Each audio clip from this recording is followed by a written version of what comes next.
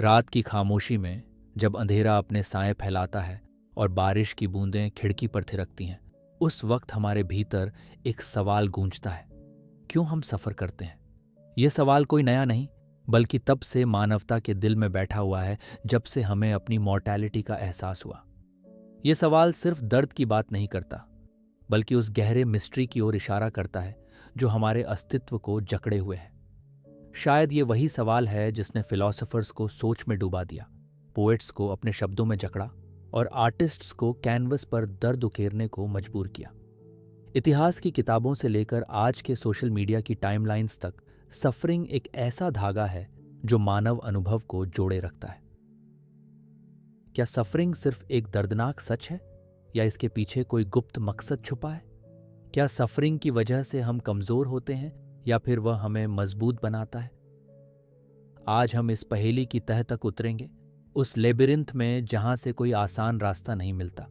इस सफर में हम पुरानी सिविलाइजेशंस की सोच को छुएंगे, एंशंट विजडम की गहराई में जाएंगे और फिर मॉडर्न थॉट की जटिलताओं से गुजरेंगे।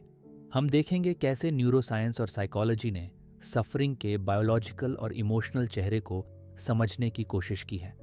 लेकिन सबसे ज़रूरी, हम ये जानने की कोशिश करेंगे कि सफरिंग के साथ जीना क्या होता है। एक ऐसा कंपेनियन जो हमारी जर्नी को शेप करता है, कभी हमारी स्ट्रेंथ बनता है तो कभी हमारी कमजोरी। क्या सफरिंग की कोई आखिरी वजह है? क्या हम सफरिंग से बच सकते हैं, या यह हमारे जीवन का अनिवार्य हिस्सा है? क्या सफरिंग के बिना जीवन का कोई मतलब रह जाएगा? ये सवाल शायद कभी पूरी तरह हल ना हो, क्योंकि सफरिंग की नेचर ही ऐसी है, एक रहस्यमय शक्ति जो हर इंसान के एग्जिस्टेंस को गहराई से प्रभावित करती है। और जैसे जैसे हम इस मिस्ट्री के करीब जाएंगे, हम देखेंगे कि सफरिंग केवल दुख नहीं, बल्कि एक प्रोफाउंड अनुभव है जो ह्यूमन कॉन्शियसनेस को परिभाषित करता है। तो चलिए, इस रात हम मिलकर एक ऐसे सफर पर निकलते हैं जहां शैडोज हमारे गाइड होंगे, साइलेंस हमारी भाषा और पेन हमारी टीचर।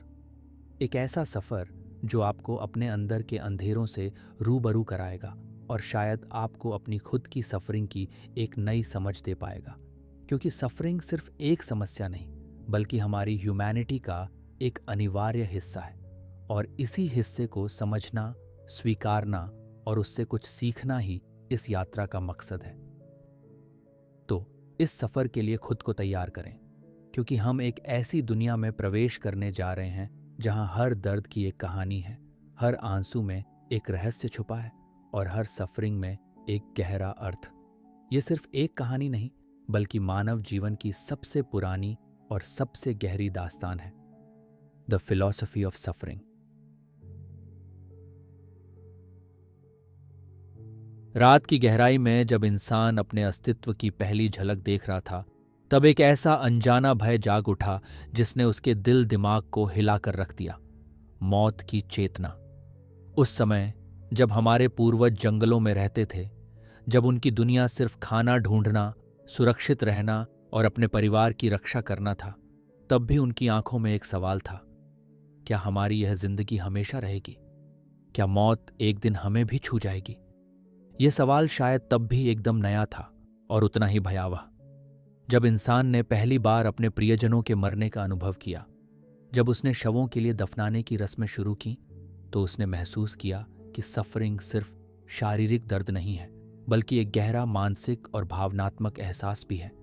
यही वह पल था जब सफरिंग ने एक नई शक्ल ली, एक जागरूकता जो सिर्फ शरीर तक सीमित नहीं थी, बल्कि मन और आत्मा तक पहुंच गई थी।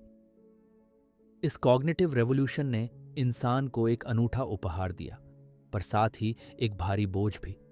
उसने मॉर्टैलिटी का ज्ञान पाया और साथ ही यह भी जाना कि उसका समय सीमित है, उसका जीवन नश्वर है।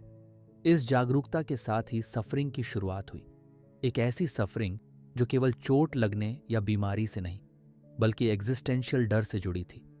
क्योंकि जब इंसान ने अपने अंत को जाना, तब उसने दर्द के मायने भी बदल दिए।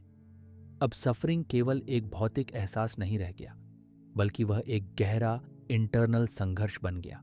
भविष्य की अनिश्चितता का डर, खोने का डर, अकेलेपन का भय। इतिहास के पन्नों में पुरातत्वविदों ने जब प्रारंभिक बेरियल रिचुअल्स के निशान पाए, तो वे समझ पाए कि ये रस्में केवल मृतकों को सम्मान देने के लिए नहीं थीं, बल्कि इनका एक सिंबॉलिक अर्थ था। इंसान ने सफरिंग को समझना शुरू किया था और उसका सामना करने के लिए एक तरीका खोजा था। उसी समय इंसान ने अपनी दुनिया को देखने का नजरिया बदला। सफरिंग सिर्फ एक अनचाहा दुख नहीं था, बल्कि उसकी अपनी पहचान का हिस्सा बन गया। इसके साथ ही मानव मन ने सफरिंग को परिभाषित करने की कोशिश शुरू की, लेकिन जैसे जैसे वह गहराई में गया, सफरिंग और अधिक जटिल और रहस्यमय हो गया। क्या सफरिंग केवल दर्द है, या इसमें कोई सीख छुपी है? क्या सफरिंग हमें तोड़ता है या हमें बनाता है? इसी जटिलता के बीच एवोल्यूशन ने भी इस सफरिंग को छुपा रखा था। क्यों प्रकृति ने सफरिंग को हमारे जीवन का हिस्सा बनाया? अगर सफरिंग इतना विनाशकारी है, तो उसे हमारे एग्जिस्टेंस में क्यों रखा गया? क्या सफरिंग सिर्फ एक बायोलॉजिकल वार्निंग सिस्टम है जो हमें नुकसान से बचाने के लिए है, या कहीं यह कॉन्शियसनेस की एक शैडो साइड है जो हमें एंटिसिपेटोरी दर्द में डालती है? ये सवाल भी इंसान के लिए एक नई चुनौती थे। एंशिएंट सिविलाइजेशंस ने सफरिंग को अलग अलग रूपों में समझा।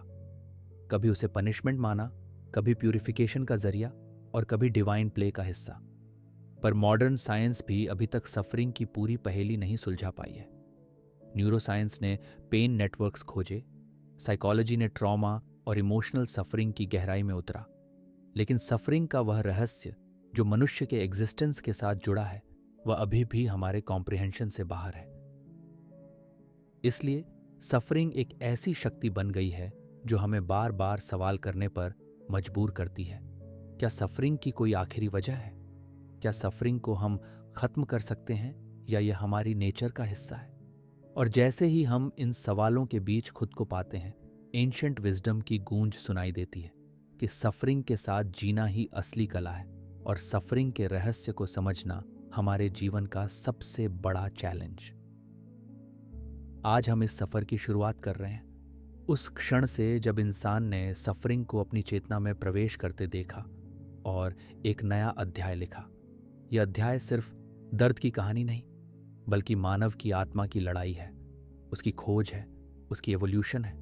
इसलिए इस सफर में हमारे साथ चलिए, जहां शैडोज, साइलेंस और क्वेश्चंस हमें गाइड करेंगे, और हम एक साथ उस प्राइमल स्क्रीम को सुनेंगे जिसने मानवता को इंसान बनाया, the birth of suffering consciousness.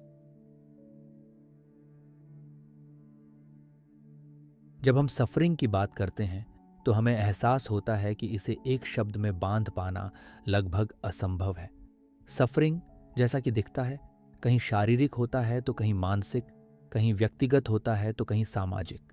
कभी यह तीव्र होता है, जैसे कोई चोट लगना या अचानक कोई बड़ी ट्रेजेडी, तो कभी यह धीरे धीरे फैलता है, जैसे क्रॉनिक बीमारी या लंबी अवधि की मानसिक पीड़ा। ये एक ऐसा अनुभव है जो हर इंसान के जीवन में अलग अलग रूपों में आता है, और शायद इसी वजह से सफरिंग की कोई यूनिवर्सल डेफिनेशन नहीं बन पाती। जब हम फिजिकल सफरिंग की बात करते हैं, तो यह दर्द का वह रूप होता है जो हमारी त्वचा, हड्डियों या अंगों में महसूस होता है, एक आग की तरह जलता हुआ, एक चोट की तरह चुभता हुआ। लेकिन साइकोलॉजिकल सफरिंग वह और भी गहरा और कहीं ज्यादा जटिल होता है। यह अकेलेपन की खामोशी हो सकती है, उम्मीद टूटने का खालीपन, या एग्जिस्टेंशियल एंग्स्ट, उस भय का नाम जो हमें अपने अस्तित्व की अनिश्चितताओं के बीच घेर लेता है। और जब ये दोनों मिल जाते हैं, तो सफरिंग एक ऐसा ताना बाना बन जाता है जिसे समझना और परिभाषित करना और भी मुश्किल हो जाता है। क्या सफरिंग सिर्फ दर्द है, या इसके पीछे कोई और भी आयाम है? यहाँ एक गहरी पैराडॉक्स छिपी है। सफरिंग एक ओर हमारे लिए तबाही लाता है, लेकिन दूसरी ओर वह हमारे जीवन का निर्माता भी बनता है। सफरिंग ने मानवता को एम्पैथी सिखाई, कंपैशन जगाई और क्रिएटिविटी को जन्म दिया। जब हम अपने दुख को देखते हैं, तो उसके भीतर छुपी मानवता को भी देख पाते हैं। सफरिंग की ये ड्यूअल नेचर, कि यह नष्ट भी करता है और बनाता भी है, इसे समझना एक चुनौती है। इसके अलावा सफरिंग का अनुभव एकदम व्यक्तिगत होता है। एक ही घटना दो लोगों के लिए अलग अलग सफरिंग बन जाती है। इसीलिए सफरिंग की कोई फिक्स्ड क्वांटिटी या स्केल नहीं होती। ये सब्जेक्टिव होती है, और उसकी इंटेंसिटी हर व्यक्ति के परसेप्शन पर निर्भर करती है। यहाँ तक कि कलेक्टिव सफरिंग भी होती है, जब एंटायर कम्युनिटीज या देशों को युद्ध, फैमिन या ऑपरेशन जैसी घटनाओं का सामना करना पड़ता है। ऐसी सफरिंग इंडिविजुअल सफरिंग से कहीं ज्यादा व्यापक, जटिल और गहरा होता है। सामाजिक सफरिंग एक सामाजिक फैब्रिक को प्रभावित करता है, इतिहास को बदल देता है और पीढ़ियों तक एको करता है। जब हम सफरिंग की परिभाषा खोजने लगते हैं तो हमें एक और बात समझनी होती है। सफरिंग क्यों रेजिस्ट करता है सिंपल कैटेगराइजेशन को? शायद इसलिए क्योंकि सफरिंग के अंदर कॉन्ट्रडिक्शंस और एम्बिग्विटीज भरे हुए हैं। सफरिंग कभी लीनियर नहीं होता, न ही प्रिडिक्टेबल। ये कभी सडन एक्सप्लोजन की तरह होता है तो कभी स्लो पॉइजन की तरह धीरे धीरे असर करता है। ये दर्द है, लेकिन कभी कभी यह ग्रोथ का कैटलिस्ट भी बन जाता है। इसलिए सफरिंग की परिभाषा खुद एक पैराडॉक्स की तरह है, जो सिमल्टेनियसली डिस्ट्रॉयर भी है और क्रिएटर भी। इसी एम्बिग्विटी ने फिलोसोफर्स, साइकोलॉजिस्ट्स और आर्टिस्ट्स को सदियों से परेशान किया है। सफरिंग के इस इनडिफाइनेबल स्वरूप ने हमारे सोचने समझने के तरीके को चैलेंज किया है और अंत में यही अनडिफाइंडनेस ही सफरिंग को इतना प्रोफाउंड और यूनिवर्सल बनाती है। हम सफरिंग को महसूस करते हैं, हम उससे जुड़ते हैं, लेकिन उसे पूरी तरह समझ पाना हमारे लिए शायद असंभव है। इसलिए सफरिंग की परिभाषा करना नहीं, बल्कि उसके साथ जीना और उसे महसूस करना जरूरी है। यही वो रहस्य है जिसे हम इस पूरे सफर में समझने की कोशिश करेंगे। सफरिंग को एक एब्स्ट्रैक्ट पेन के रूप में नहीं, बल्कि एक जीवंत, बदलते और कभी-कभी कॉन्ट्रडिक्टिंग एक्सपीरियंस के रूप में देखना। इस इनडिफाइनेबल सफरिंग की वजह से ही हमारी मानवता इतनी कॉम्प्लेक्स और खूबसूरत है। ये वह फोर्स है जो हमें हमारी सीमाओं से रूबरू कराता है और हमें हमारी इनर स्ट्रेंथ को खोजने पर मजबूर करता है।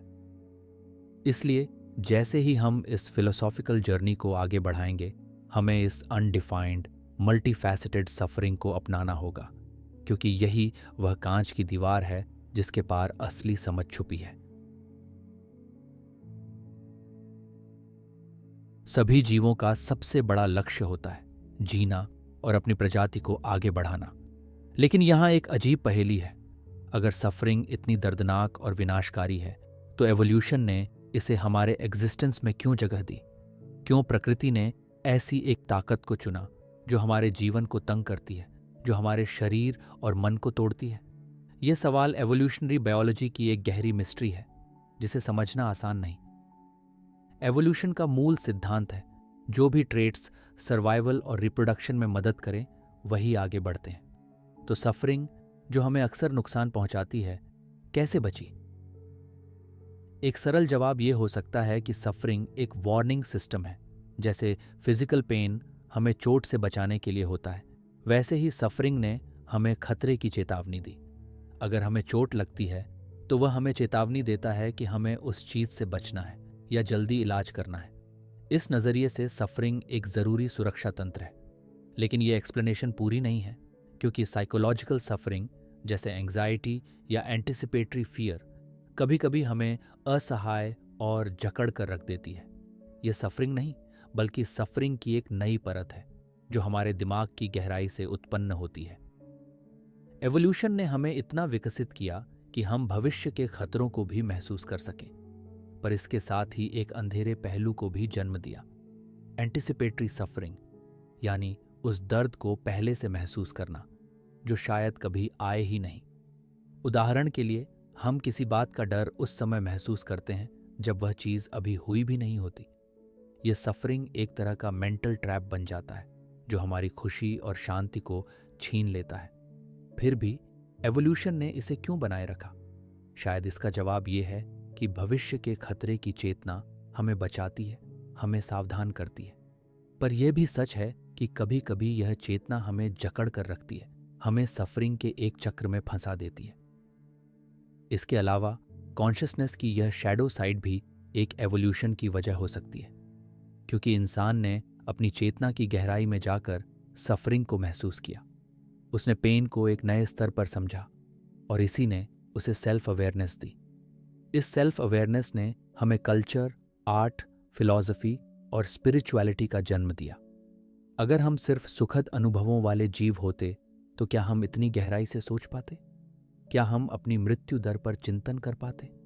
शायद सफरिंग ही वह ज्वाला है जिसने हमें हमारे भीतर के रहस्यों को तलाशने पर मजबूर किया। लेकिन एवोल्यूशन की यह मिस्ट्री और भी गहरी है। कई वैज्ञानिक और दार्शनिक मानते हैं कि सफरिंग सिर्फ एक बायोलॉजिकल मेलफंक्शन नहीं, बल्कि एक ज़रूरी एवोल्यूशनरी फीचर है। सफरिंग हमें चेतावनी देता है, हमें बदलने के लिए प्रेरित करता है और हमें मजबूत बनाता है। उदाहरण के लिए कुछ साइकोलॉजिकल थियोरीज बताती हैं कि जो लोग एडवर्सिटी और सफरिंग का सामना करते हैं वे ज़्यादा रिजिलियंट बनते हैं। वे नए अनुभवों से सीखते हैं और अपने मानसिक रिसोर्सेज को बढ़ाते हैं। ये पोस्ट ट्रॉमेटिक ग्रोथ की तरह है, जहां सफरिंग के बाद भी व्यक्ति न केवल ठीक होता है बल्कि उससे बेहतर बन जाता है। पर फिर भी एवोल्यूशन ने सफरिंग को खत्म क्यों नहीं किया? क्यों हम एक ऐसे वर्ल्ड में नहीं हैं जहां केवल सुख हो? इसका जवाब शायद ये है कि सफरिंग और सुख के बीच एक संतुलन है, और सफरिंग ही सुख की कीमत तय करता है। यदि हमें सफरिंग नहीं होता तो सुख का कोई मोल नहीं होता। सफरिंग ने हमारी भावनाओं को रेंज दी है, जो खुशी को गहरा बनाती है। एंशिएंट माइंड्स ने इस मिस्ट्री को एक अलग नजरिए से देखा। उन्होंने सफरिंग को पनिशमेंट के रूप में नहीं, बल्कि प्यूरिफिकेशन और ग्रोथ के रूप में माना। हिंदू फिलॉसफी में सफरिंग को कर्मा का हिस्सा माना गया, जो हमारे आत्मा को सफाई करता है और मोक्ष की ओर ले जाता है। सिमिलरली बुद्धिज्म ने सफरिंग को लाइफ का मूल सच बताया और उसका ट्रांसेंडेंस सिखाया। इन एंशिएंट विजडम ने सफरिंग को एक एवोल्यूशनरी चैलेंज से ज्यादा एक स्पिरिचुअल अपॉर्चुनिटी के रूप में देखा। आज मॉडर्न साइंस भी इस मिस्ट्री की तह में जा रहा है। न्यूरोसाइंस बताता है कि हमारे ब्रेन में सफरिंग के लिए खास नेटवर्क्स हैं, और साइकोलॉजी बताती है कि सफरिंग हमारे बिहेवियर और पर्सनैलिटी को कैसे शेप करती है। लेकिन फिर भी ये पूरी कहानी नहीं है। सफरिंग की एवोल्यूशनरी मिस्ट्री अभी भी अनरिजॉल्व्ड है, क्योंकि यह सिर्फ बायोलॉजी से नहीं बल्कि कॉन्शियसनेस, कल्चर और स्पिरिचुअलिटी से जुड़ी है। यही वजह है कि सफरिंग आज भी एक पहेली बनी हुई है, एक ऐसा रहस्य जो हमें अपनी ह्यूमैनिटी की गहराई में झांकने को मजबूर करता है। और जैसे जैसे हम इस सफ़र को आगे बढ़ाएंगे, हम इस मिस्ट्री के और भी पहलुओं को खोजेंगे कि सफरिंग क्यों बनी हमारी दुनिया की अनिवार्य सच्चाई और कैसे उसने हमें इंसान बनाया। जब हम दुख की बात करते हैं तो सबसे पहला नाम जो सामने आता है वो है गौतम बुद्ध का, जिन्होंने दुख को जीवन का केंद्र मानकर एक पूरी जीवन दृष्टि खड़ी की। बुद्ध का जीवन और उनकी शिक्षा एक ऐसा रहस्य और प्रकाश दोनों है जो सफरिंग की गहराई में उतरने का रास्ता दिखाती है। सिद्धार्थ गौतम, जो एक राजकुमार थे, अपने महल की भव्यता और आराम से बाहर निकलकर दुनिया की कड़वी सच्चाइयों, बुढ़ापा, बीमारी और मृत्यु से सामना करते हैं। यह मुलाकात उनके मन में एक अटूट सवाल जगा देती है, क्यों हम दुखी होते हैं? क्या सफरिंग से मुक्ति संभव है? यह सवाल ना सिर्फ उनके लिए बल्कि पूरी मानवता के लिए एक नया युग लेकर आया। बुद्ध ने सफरिंग को दुख या दुख के रूप में परिभाषित किया, जो उन्होंने लाइफ की फंडामेंटल कंडीशन कहा। उनके 4 नोबल ट्रूथ्स यानी 4 आर्य सत्य सफरिंग की नेचर, कारण, समाप्ति और उस समाप्ति के लिए रास्ते को समझाने का एक फ्रेमवर्क है। पहली सच्चाई यह है कि सफरिंग अस्तित्व में है। जन्म, बुढ़ापा, बीमारी, मृत्यु, सेपरेशन एंड अनफुलफिल्ड डिजायर्स, ये सब सफरिंग के रूप हैं। ये एक्नॉलेजमेंट उस समय एक क्रांतिकारी स्टेप था, क्योंकि यह मानना कि जीवन में सफरिंग है एक्सेप्टेंस का पहला कदम था। दूसरी सच्चाई सफरिंग का कारण है तृष्णा या क्रेविंग। ये क्रेविंग हमें चीज़ों के प्रति आसक्त बना देती है, हमें अपने सुख और स्थिरता के लिए बांधती है। यही क्रेविंग हमारे मन को रेस्टलेस और अशांत बनाती है और सफरिंग को जन्म देती है। तीसरी सच्चाई यह है कि सफरिंग का अंत संभव है। ये निर्वाणा की स्थिति है, जहाँ क्रेविंग और अटैचमेंट खत्म हो जाते हैं और मन पूर्ण शांति और आनंद में होता है। ये सिर्फ एक थियोरेटिकल कॉन्सेप्ट नहीं था, बल्कि बुद्ध ने खुद इस स्टेट को प्राप्त किया। चौथी सच्चाई में उन्होंने मिडिल पाथ या मझोला मार्ग का वर्णन किया, एक ऐसा रास्ता जो एक्सट्रीम्स से बचता है, न तो एक्सट्रीम इंडल्जेंस में डूबना और न ही एक्सट्रीम एसेटिसिज्म में खुद को काटना। ये पाथ 8 अंगों वाला मार्ग यानी 8 फोल्ड पाथ है, जिसमें right understanding, right intention, right speech, right action, right livelihood, right effort, right mindfulness और राइट कंसंट्रेशन शामिल हैं। बुद्ध की यह टीचिंग सिर्फ सफरिंग को कम करने की तकनीक नहीं, बल्कि जीवन को एक नए नजरिए से देखने की कला थी। उन्होंने बताया कि सफरिंग को ट्रांसेंड करना संभव है, लेकिन इसके लिए हमें अपनी क्रेविंग, इग्नोरेंस और ईगो को छोड़ना होगा। विजुअल स्टोरी टेलिंग में सिद्धार्था का महल छोड़कर जंगल की ओर जाना, एक्सट्रीम तपस्या करना और अंत में बोधि वृक्ष के नीचे एनलाइटनमेंट पाना इस जर्नी की गहराई को दर्शाता है। ये जर्नी दिखाती है कि सफरिंग सिर्फ एक्सटर्नल घटनाओं का परिणाम नहीं, बल्कि हमारे मन की कंडीशनिंग का नतीजा है। बुद्ध ने सफरिंग को एक पनिशमेंट या डिवाइन रात के रूप में नहीं देखा, बल्कि एक रियलिटी के रूप में स्वीकार किया। उनकी रैडिकल क्लेम थी कि सफरिंग का अंत संभव है और उसके लिए हमें अपने मन की प्रकृति को समझना होगा। इससे भी महत्वपूर्ण, उन्होंने कंपैशन को सफरिंग से जोड़कर बताया। जब हम खुद सफरिंग को समझते हैं, तभी हम दूसरों के दर्द को भी महसूस कर पाते हैं। यही कंपैशन सभी जीवों के प्रति दया और प्रेम की नींव बनती है। बुद्ध की शिक्षा में सफरिंग के साथ कोएग्जिस्टेंस, उसका डीप अंडरस्टैंडिंग और उसकी ट्रांसेंडेंस की प्रक्रिया शामिल है। ये एक ऐसा मार्ग है जो हमारे अंदर की आध्यात्मिक शक्ति को जागृत करता है और सफरिंग को एक शिक्षक के रूप में स्वीकार करता है। इस दृष्टिकोण ने पूरे विश्व में मिलियंस को प्रेरित किया है और आज भी यह एंशिएंट विजडम सफरिंग की गुत्थी को समझने का एक अनमोल स्रोत है। इसलिए जब हम बुद्ध के रेवलेशन को देखते हैं, तो हमें यह समझना होता है कि सफरिंग केवल एक नेगेटिव अनुभव नहीं, बल्कि ट्रांसफॉर्मेशन का पोर्टल है। एक ऐसा पोर्टल जो हमें खुद की गहराइयों तक ले जाता है और अंत में मुक्ति की ओर। इसीलिए बुद्ध का सफरिंग के बारे में नजरिया सिर्फ एक दर्शन नहीं, बल्कि एक जीवन जीने का तरीका है, जहां दर्द के बीच भी शांति संभव है।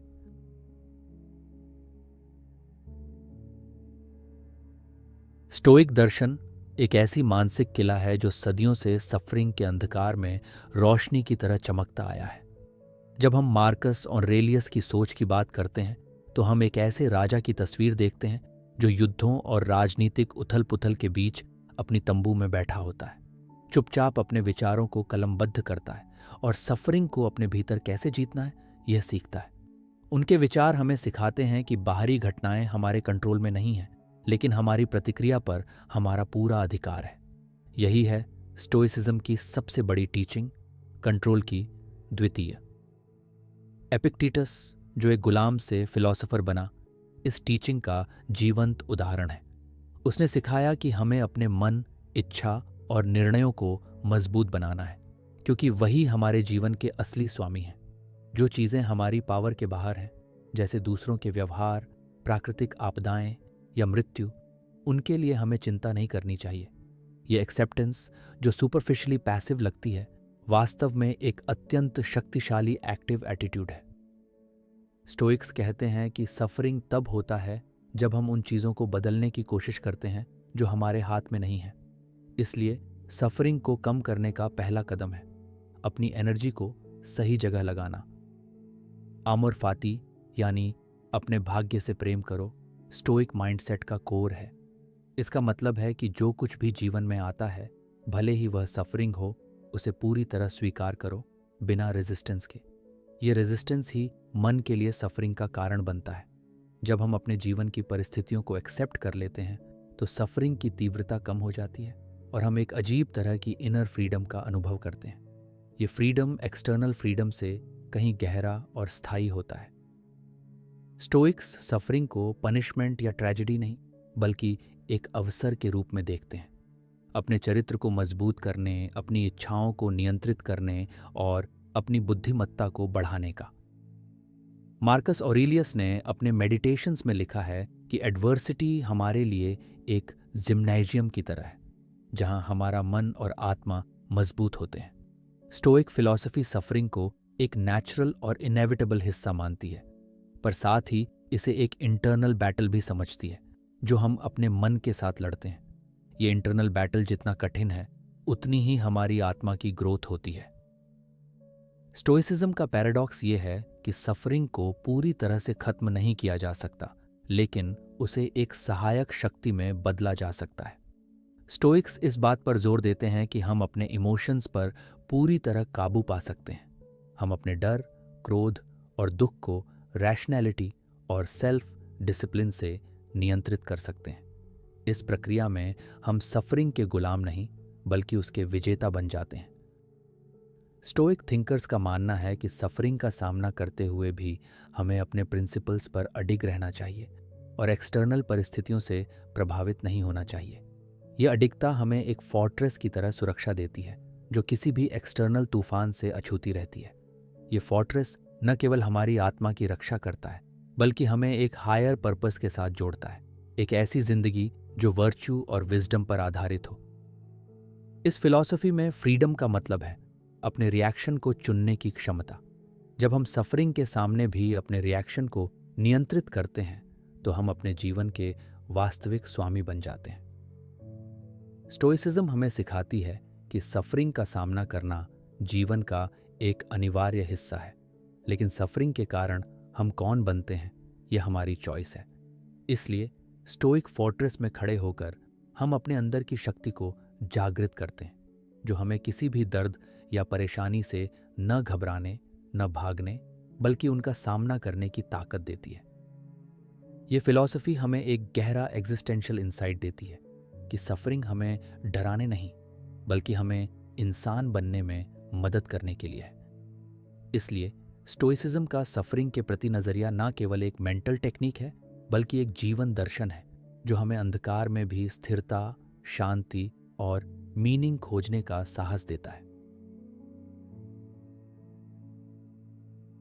हिंदू दर्शन में सफरिंग को समझने का जो दृष्टिकोण है, वह पूरी दुनिया की सफरिंग की समझ से कहीं गहरा और विस्तृत है।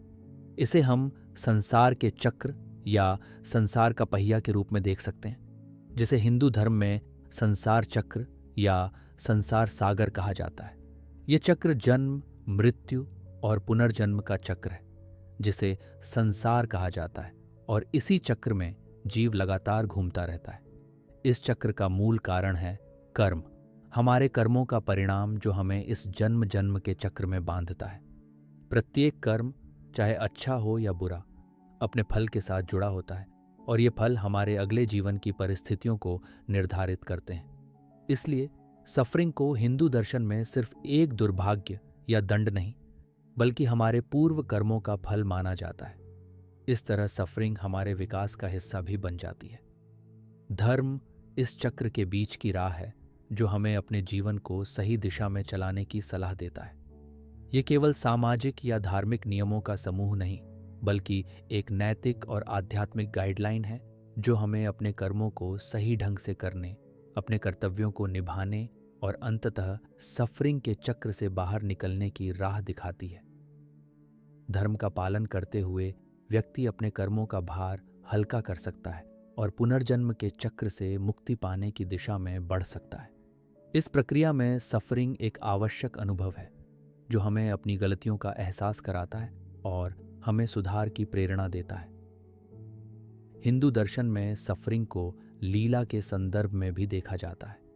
लीला का अर्थ है दिव्य खेल, जिसमें परमात्मा इस संसार को एक नाटक या खेल की तरह चलाता है। इस खेल में सफरिंग और सुख दोनों शामिल हैं, और ये दोनों मिलकर जीवन के रंगों को बनाते हैं। लीला हमें यह समझाती है कि सफरिंग एक वास्तविकता तो है, लेकिन वह अंतिम सत्य नहीं। वह परमात्मा के खेल का एक हिस्सा है जिसे समझना और स्वीकारना हमें आध्यात्मिक दृष्टि से मजबूत बनाता है। इस दृष्टिकोण से सफरिंग का अर्थ बदल जाता है। ये केवल एक पीड़ा नहीं, बल्कि एक दिव्य योजना का हिस्सा है जो हमें जीवन के गहरे अर्थ तक पहुंचने में मदद करता है। सबसे अंतिम लक्ष्य है मोक्ष, जिसे लिबरेशन या मुक्ति कहा जाता है। मोक्ष का अर्थ है संसार के चक्र से मुक्त होना, जहां पुनर्जन्म का चक्र समाप्त हो जाता है और आत्मा परमात्मा के साथ एकाकार हो जाती है। मोक्ष पाने का रास्ता भिन्न भिन्न योग और मार्गों से जाना जाता है, जैसे ज्ञान योग, भक्ति योग, कर्म योग और ध्यान योग। इन सभी में सफरिंग को एक चुनौती के रूप में लिया जाता है, जो आत्मा की शुद्धि और उन्नति के लिए आवश्यक है। मोक्ष का अनुभव ऐसा होता है जहां सफरिंग की सारी सीमाएं और बाधाएं समाप्त हो जाती हैं और व्यक्ति शाश्वत आनंद और शांति की स्थिति में पहुंच जाता है।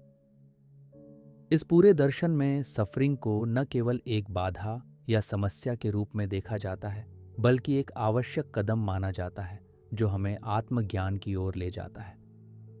सफरिंग हमें हमारी सीमाओं का एहसास कराता है, हमारे अटैचमेंट्स और इच्छाओं को दिखाता है और हमें भीतर की वास्तविकता की ओर मोड़ता है।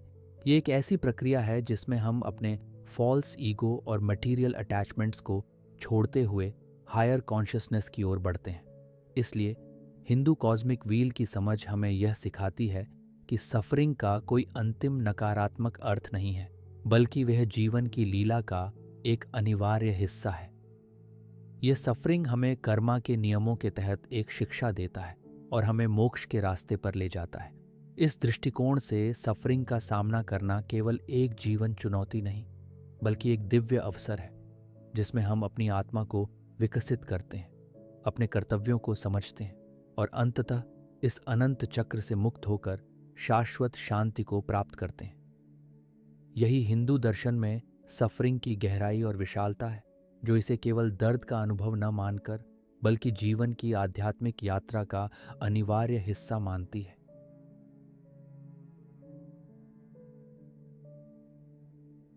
अब्राहमिक धर्मों में सफरिंग की जो छवि उभरती है वह एक ऐसा क्रूसिबल है, एक ऐसा तपती हुई आग जिसमें विश्वास, परीक्षा और रहस्य गहरे से मिलते हैं। ये सफरिंग सिर्फ शारीरिक या मानसिक पीड़ा नहीं, बल्कि एक एग्जिस्टेंशियल सवाल है जो सदियों से मनुष्यों के मन को झकझोरता रहा है। क्यों सही लोग सफर करते हैं? इस प्रश्न का सबसे प्रतीकात्मक उदाहरण बाइबल में जॉब की कहानी है। जॉब, जो एक धर्मात्मा और धर्मप्रिय इंसान था, अचानक अपार सफरिंग में डूब जाता है। उसके बच्चे मर जाते हैं, उसका संपत्ति छिन जाती है और वह गंभीर बीमारी से जूझता है। पर जॉब की कहानी सिर्फ सफरिंग की कहानी नहीं है, बल्कि फेथ की परीक्षा है। जॉब का संघर्ष इस बात का प्रतीक है कि सफरिंग कभी कभी हमारे कंट्रोल से बाहर होती है और इसका कोई स्पष्ट कारण नहीं होता।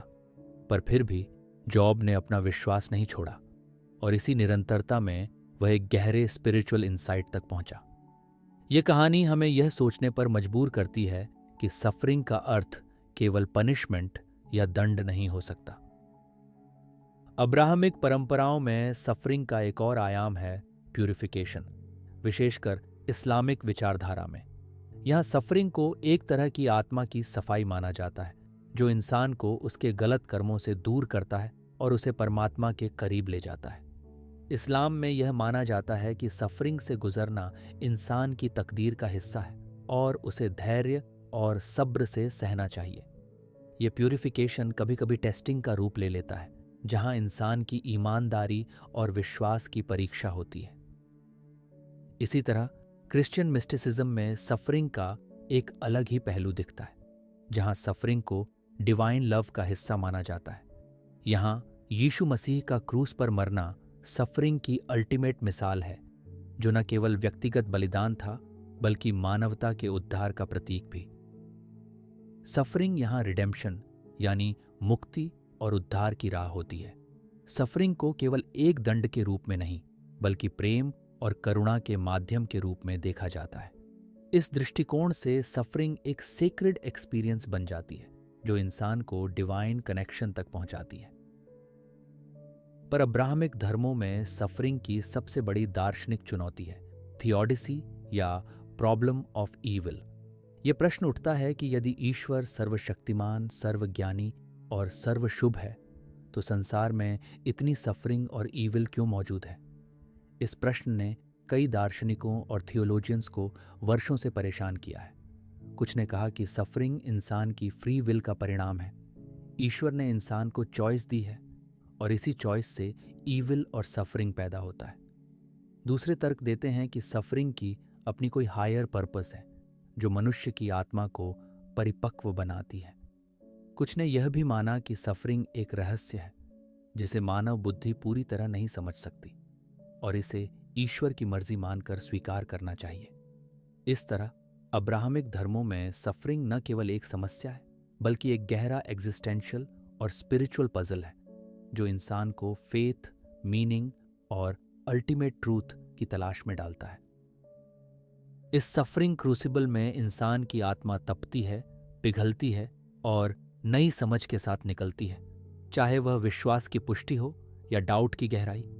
इसलिए अब्राहमिक दृष्टिकोण सफरिंग को सिर्फ एक दार्शनिक मुद्दा नहीं मानता बल्कि एक स्पिरिचुअल जर्नी की तरह देखता है, जहां सफरिंग एक परीक्षा, एक प्यूरिफिकेशन और एक रिडेम्पशन का माध्यम है।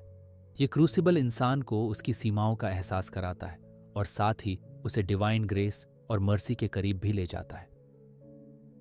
सफरिंग की यह आग भले ही जलाती है, पर उसी में इंसान की आत्मा का ट्रांसफॉर्मेशन भी होता है, जो उसे नई जिंदगी, नई उम्मीद और नई फेथ की ओर ले जाता है। यही अब्राहमिक सफरिंग का रहस्य है, एक अनंत सवाल, एक गहरा विश्वास और एक अविरल आशा।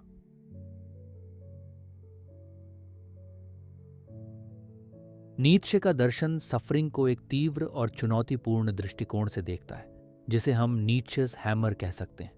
उन्होंने कहा, गॉड इज डेड। ये केवल एक धार्मिक बयान नहीं बल्कि मॉडर्निटी के उस प्रोफाउंड क्राइसिस की चेतावनी थी जहां पारंपरिक धार्मिक विश्वास और मूल्य प्रणाली खत्म हो चुकी है। जब भगवान की अवधारणा खत्म हो जाती है तो इंसान को सामना करना पड़ता है एक ऐसी दुनिया से जहां पहले से कोई निश्चित मीनिंग, पर्पस या मॉरल ऑर्डर मौजूद नहीं रहता। ये एक एग्जिस्टेंशियल वैक्यूम है जिसमें सफरिंग का अर्थ भी धुंधला हो जाता है। नीत्शे ने सफरिंग को केवल एक नेगेटिव फिनोमिनन नहीं माना बल्कि उसे एक क्रांतिकारी शक्ति के रूप में देखा जिसने इंसान को नई ऊंचाइयों पर ले जाने की क्षमता दी है।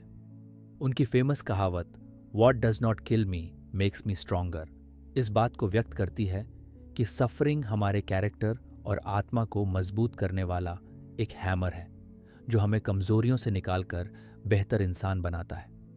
नीत्शे का कॉन्सेप्ट इटर्नल रिकरेंस हमें एक गहरा सवाल देता है। अगर हमें अपनी पूरी जिंदगी, अपनी हर खुशी और हर सफरिंग को अनंत बार दोहराना पड़े तो क्या हम इसे स्वीकार करेंगे? ये एक एग्जिस्टेंशियल टेस्ट है जो हमें अपनी जिंदगी के प्रति पूर्ण जिम्मेदारी लेने और अपने सफरिंग को मीनिंग देने की चुनौती देता है। इस संदर्भ में सफरिंग कोई बर्बाद करने वाला अनुभव नहीं बल्कि एक नेसेसरी कंडीशन है आत्म प्राप्ति और शक्ति के लिए। नीत्शे ने सफरिंग को द अबिस से भी जोड़ा है। वह कहते हैं, When you gaze long into an abyss, the abyss also gazes into you। इसका मतलब है कि जब हम सफरिंग और जीवन की बुनियादी निरर्थकता की गहराइयों को देखते हैं तो ये अनुभव हमें बदल भी सकता है और हमें एग्जिस्टेंशियल डिस्पेयर में भी डाल सकता है। पर नीत्शे हमें इनकरेज करता है कि हमें इस अबिस का सामना करना चाहिए, उसे डर कर नहीं बल्कि चुनौती मानकर। नीत्शे का ऊबरमेंश या सुपरमैन कॉन्सेप्ट इस पूरी सफरिंग और मीनिंगलेसनेस के जवाब के रूप में उभरता है। ऊबरमेंश वह इंसान है जो पारंपरिक मॉरल वैल्यूज को तोड़कर खुद के नए मूल्य बनाए और अपने सफरिंग को अपनी ताकत में बदल दे। वह सफरिंग को पैसिव विक्टिमहुड के रूप में नहीं देखता बल्कि एक्टिव क्रिएटर के रूप में जो अपनी रियलिटी को नया रूप देता है।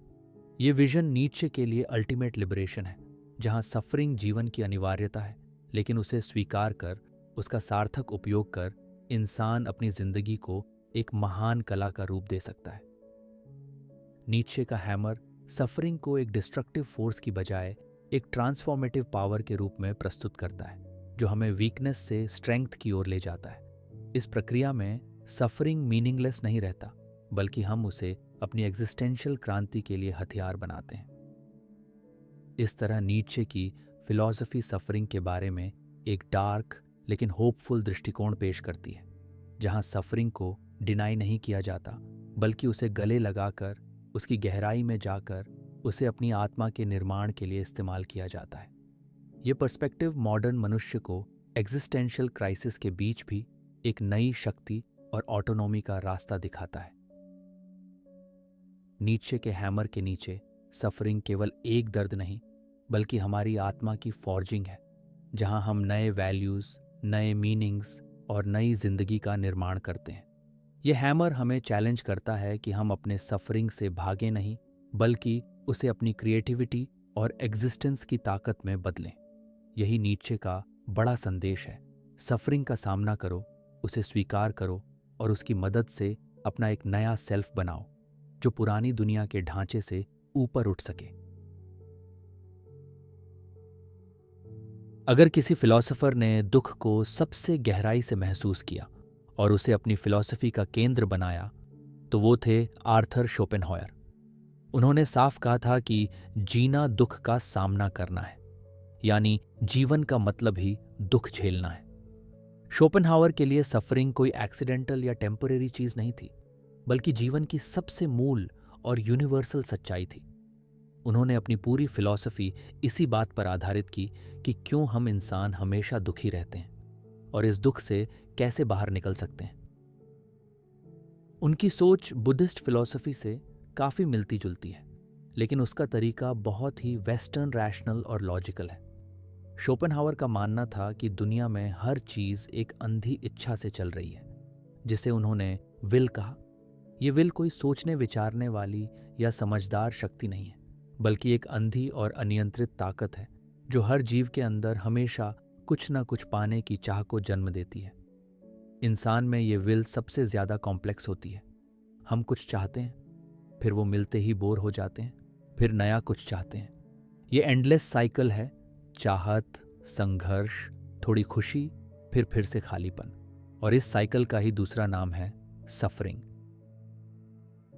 शोपेनहावर ने इसे बहुत ही ब्लंट तरीके से कहा कि हमारा जीवन या तो किसी चीज को पाने की बेचैनी में गुजरता है, या फिर जब मिल जाती है तो उससे बोर्डम में, और ये दोनों ही फॉर्म्स ऑफ सफरिंग है।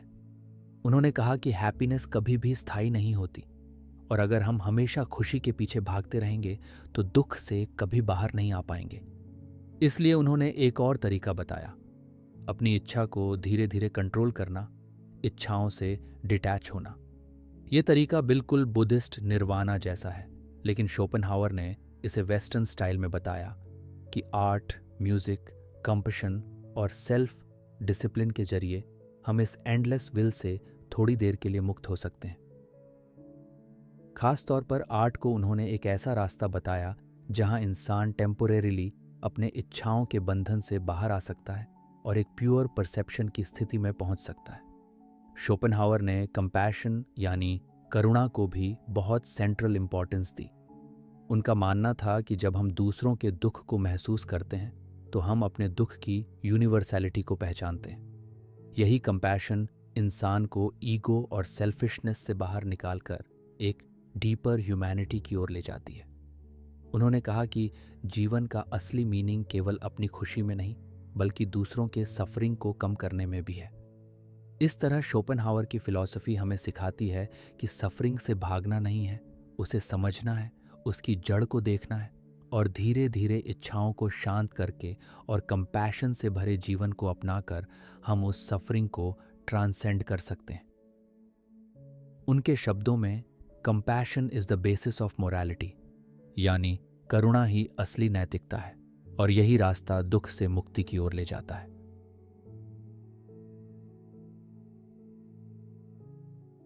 एग्जिस्टेंशियलिज्म का दर्शन सफरिंग को एक गहरे, रहस्यमय और कभी कभी डरावने डार्क नाइट के रूप में प्रस्तुत करता है, जहां इंसान को अपनी खुद की एग्जिस्टेंस, मीनिंग और फ्रीडम से सीधे तौर पर टकराना पड़ता है। एल्बर्ट कमू की फिलॉसफी में सफरिंग और मीनिंगलेसनेस का सामना सबसे साफ दिखाई देता है।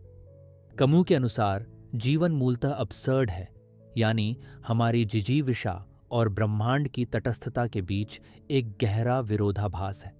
इस अब्सर्डिटी के बीच सफरिंग एक अनअवॉइडेबल सच्चाई बन जाती है। कमू ने अपने प्रसिद्ध मिथ ऑफ सिसिफस में इस बात को चित्रित किया है कि जैसे सिसिफस को अनंत काल तक एक पहाड़ी पर पत्थर लुढ़काना पड़ता है, वैसे ही इंसान को जीवन की निरर्थक मेहनत और सफरिंग से गुजरना पड़ता है। लेकिन कमू ये कहते हैं कि सिसिफस की सबसे बड़ी जीत तब होती है जब वह अपनी स्थिति को स्वीकार कर लेता है और इसी एक्सेप्टेंस में वह मीनिंग बनाता है।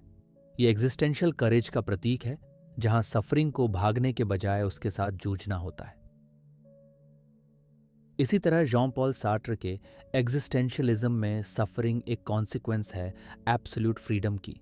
सार्त्र कहते हैं, हेल इज अदर पीपल, यानी दूसरों के साथ हमारी जटिल रिलेशनशिप्स और उनकी अपेक्षाएं हमें अकेला, असहाय और सफरिंग में डाल सकती हैं।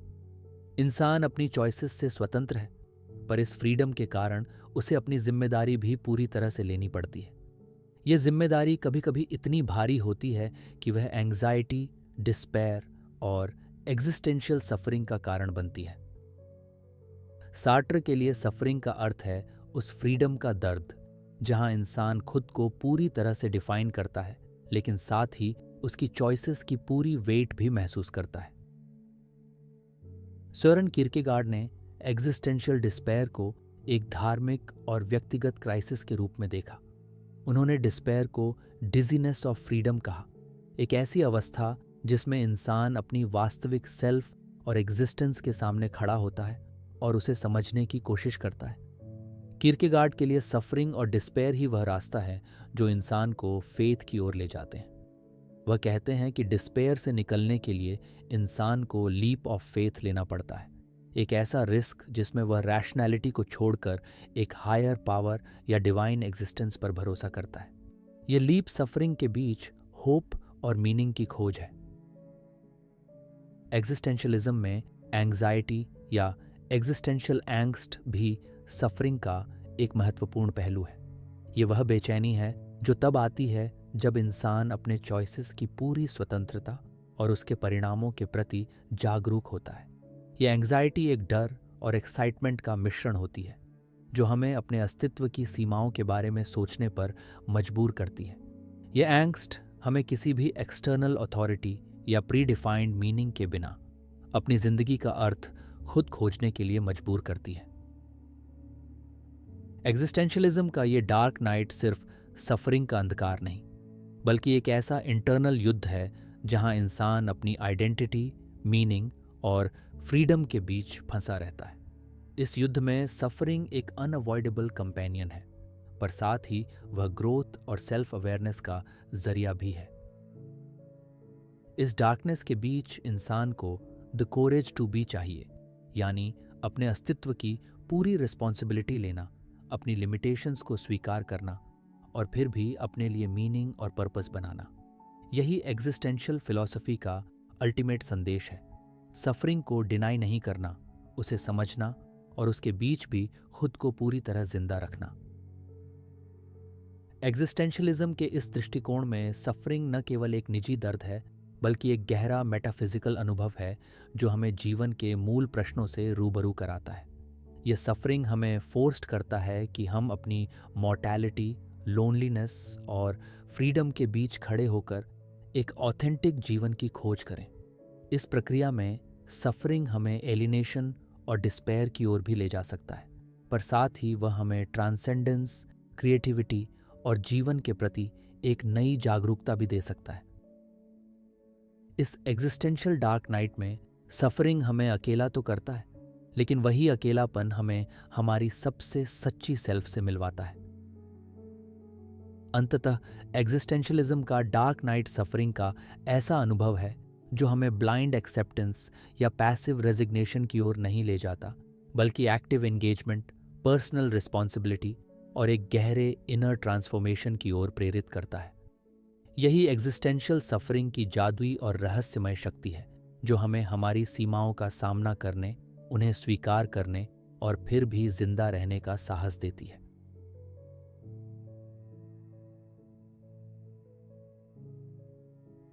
कार्ल जैस्पर्स एक प्रसिद्ध जर्मन फिलोसोफर और साइकाइट्रिस्ट थे जिन्होंने सफरिंग को एग्जिस्टेंशियल और साइकोलॉजिकल दोनों दृष्टिकोण से समझने की कोशिश की। उनके लिए सफरिंग सिर्फ फिजिकल या मेंटल पेन नहीं था, बल्कि एक गहरा एग्जिस्टेंशियल क्राइसिस था जो इंसान को उसकी पूरी एग्जिस्टेंस पर सवाल उठाने पर मजबूर करता है। जैस्पर्स ने कहा कि सफरिंग हमें हमारी लिमिट्स दिखाता है और हमें खुद के बारे में एक नई समझ देता है। उन्होंने सफरिंग को इंसान के बाउंड्री सिचुएशन के रूप में देखा, यानी ऐसे मोमेंट्स जब इंसान अपने कंट्रोल से बाहर की चीज़ों से टकराता है, जैसे डेथ, गिल्ट, सफरिंग और संघर्ष। ये बाउंड्री सिचुएशंस इंसान की जिंदगी को पूरी तरह बदल सकते हैं और उसे उसके रियल सेल्फ से मिलाने का रास्ता खोलते हैं। जैस्पर्स के लिए सफरिंग एक प्रकार का एग्जिस्टेंशियल कॉल था, जो इंसान को अपने अंदर झांकने और अपने जीवन के अर्थ को तलाशने के लिए प्रेरित करता है। उन्होंने कहा कि जब हम सफरिंग का सामना करते हैं तो हमें या तो डिस्पेयर हो सकता है या फिर सेल्फ ट्रांसेंडेंस, यानी अपने आप से ऊपर उठने का मौका। जैस्पर्स ने बिलीफ रखा कि सफरिंग के जरिए इंसान अपनी वास्तविकता को और बेहतर समझ सकता है और अपनी जिंदगी में एक नई डायरेक्शन पा सकता है। वह कहते थे कि सफरिंग के बिना कोई भी सच्चा सेल्फ अवेयरनेस या स्पिरिचुअल ग्रोथ संभव नहीं है। उन्होंने यह भी कहा कि सफरिंग के दौरान इंसान को अकेलापन महसूस होता है, क्योंकि बाउंड्री सिचुएशंस हर इंसान के लिए व्यक्तिगत होते हैं और कोई भी दूसरा पूरी तरह उस दर्द को नहीं समझ सकता। लेकिन इस अकेलेपन में ही इंसान को खुद से मिलने का मौका भी मिलता है। जैस्पर्स के अनुसार सफरिंग इंसान को उस हायर एग्जिस्टेंस की ओर ले जाता है, जहां वो केवल अपने व्यक्तिगत ईगो या डिजायर्स तक सीमित नहीं रहता। यह सफरिंग इंसान को फिलोसॉफिकल रिफ्लेक्शन और स्पिरिचुअल अवेकनिंग की ओर ले जाती है। जैस्पर्स ने सफरिंग को साइंस या थेरेपी के द्वारा पूरी तरह से दूर करने की बात नहीं मानी। उनके अनुसार सफरिंग का एक एग्जिस्टेंशियल मीनिंग होता है और उसे समझना जरूरी है, न कि सिर्फ उसे खत्म करना।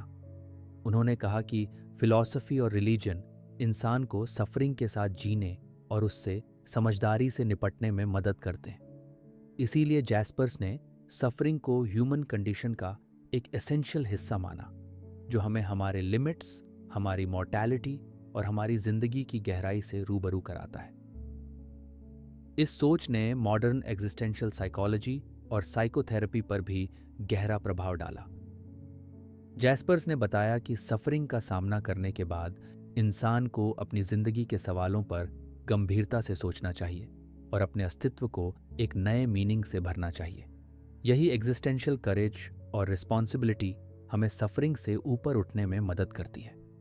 उनके विचार आज भी उन लोगों के लिए प्रेरणा हैं जो अपने जीवन के कठिनाई भरे अनुभवों से गुजर रहे हैं और गहरी समझ की तलाश में हैं।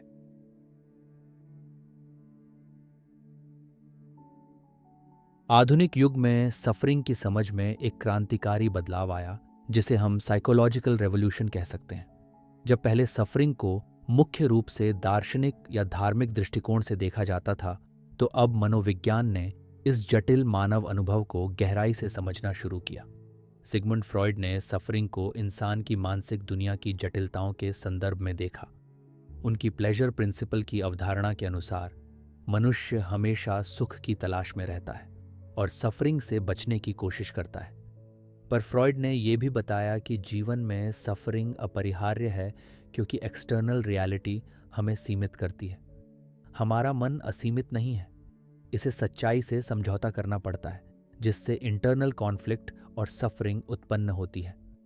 फ्रॉइड की थ्योरी में अनकॉन्शियस माइंड का बड़ा रोल है, जहां रिप्रेस किए गए इमोशंस और डिजायर्स अक्सर साइकोलॉजिकल सफरिंग का कारण बनते हैं।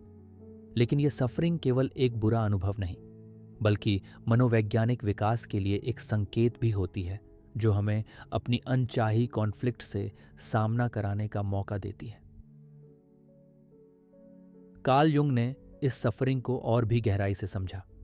जुंग के लिए सफरिंग केवल व्यक्तिगत नहीं, बल्कि कलेक्टिव अनकॉन्शियस का भी हिस्सा है। उन्होंने शैडो कॉन्सेप्ट दिया, हमारी पर्सनैलिटी का वह हिस्सा जिसे हम अक्सर नकारते या दबाते हैं। जब हम अपने शैडो से सामना करते हैं तो इनिशियल सफरिंग होती है, क्योंकि हमें अपनी कमजोरियों, डर और अंधकारमय पहलुओं को स्वीकारना पड़ता है। पर युंग मानते थे कि इसी एक्सेप्टेंस से हीलिंग और होलनेस की प्रक्रिया शुरू होती है। सफरिंग हमें अपनी पूरी सेल्फ को इंटीग्रेट करने का अवसर देती है।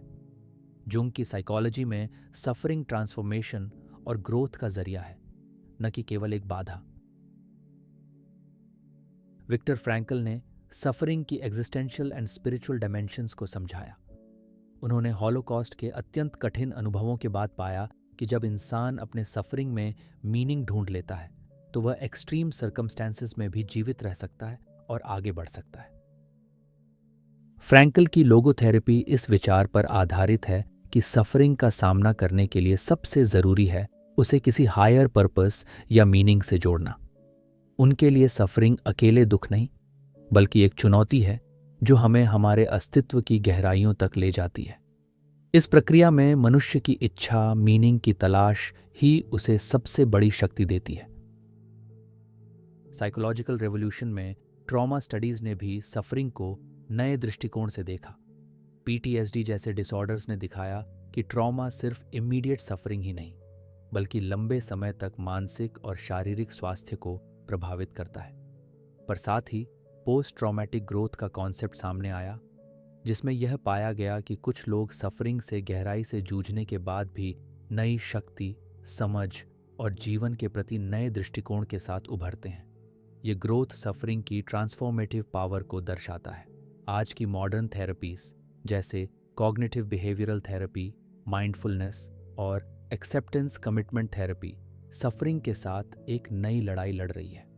ये थेरेपीज सिर्फ सफरिंग को कम करने की कोशिश नहीं करती, बल्कि इसे समझने, स्वीकारने और उससे सीखने पर जोर देती हैं। साइकोलॉजिकल अप्रोच हमें ये सिखाती है कि सफरिंग को रिप्रेस या अवॉइड करने के बजाय हमें उसे फेस करना चाहिए, एनालाइज करना चाहिए और उसे अपनी ग्रोथ के लिए यूज करना चाहिए। ये रिवोल्यूशन सफरिंग को एक पैसिव विक्टिमहुड से निकालकर एक एक्टिव जर्नी बनाता है। साइकोलॉजिकल रेवोल्यूशन ने सफरिंग को केवल पेन या प्रॉब्लम के रूप में नहीं देखा, बल्कि एक complex, multi dimensional human experience माना, जो हमें हमारी लिमिटेशंस, फियर्स और डिजायर्स से रूबरू कराता है। ये रेवोल्यूशन हमें बताता है कि सफरिंग एक गुप्त गुरु है, जो हमें अपनी इनर दुनिया की गहराइयों तक ले जाता है, जहां हम अपने शैडो से मिलते हैं, अपने मीनिंग की खोज करते हैं और अपने ट्रॉमा से उभरते हैं। ये इंटरनल जर्नी अक्सर पेनफुल होती है, लेकिन उसी में हमारी हीलिंग, ट्रांसफॉर्मेशन और अल्टीमेट लिबरेशन छुपी होती है। इस तरह साइकोलॉजिकल रेवोल्यूशन ने सफरिंग को एक एग्जिस्टेंशियल, स्पिरिचुअल और थेरेप्यूटिक चैलेंज के रूप में स्वीकार किया है, जो हमें अपने आप को नए सिरे से समझने और अपने जीवन को गहराई से जीने का मौका देता है। ये रेवोल्यूशन सफरिंग को अंधकार से प्रकाश की ओर ले जाने वाला एक मार्ग बनाता है, जहां हम न केवल दर्द को सहते हैं, बल्कि उसे अपनी शक्ति और जागरूकता में बदलते हैं।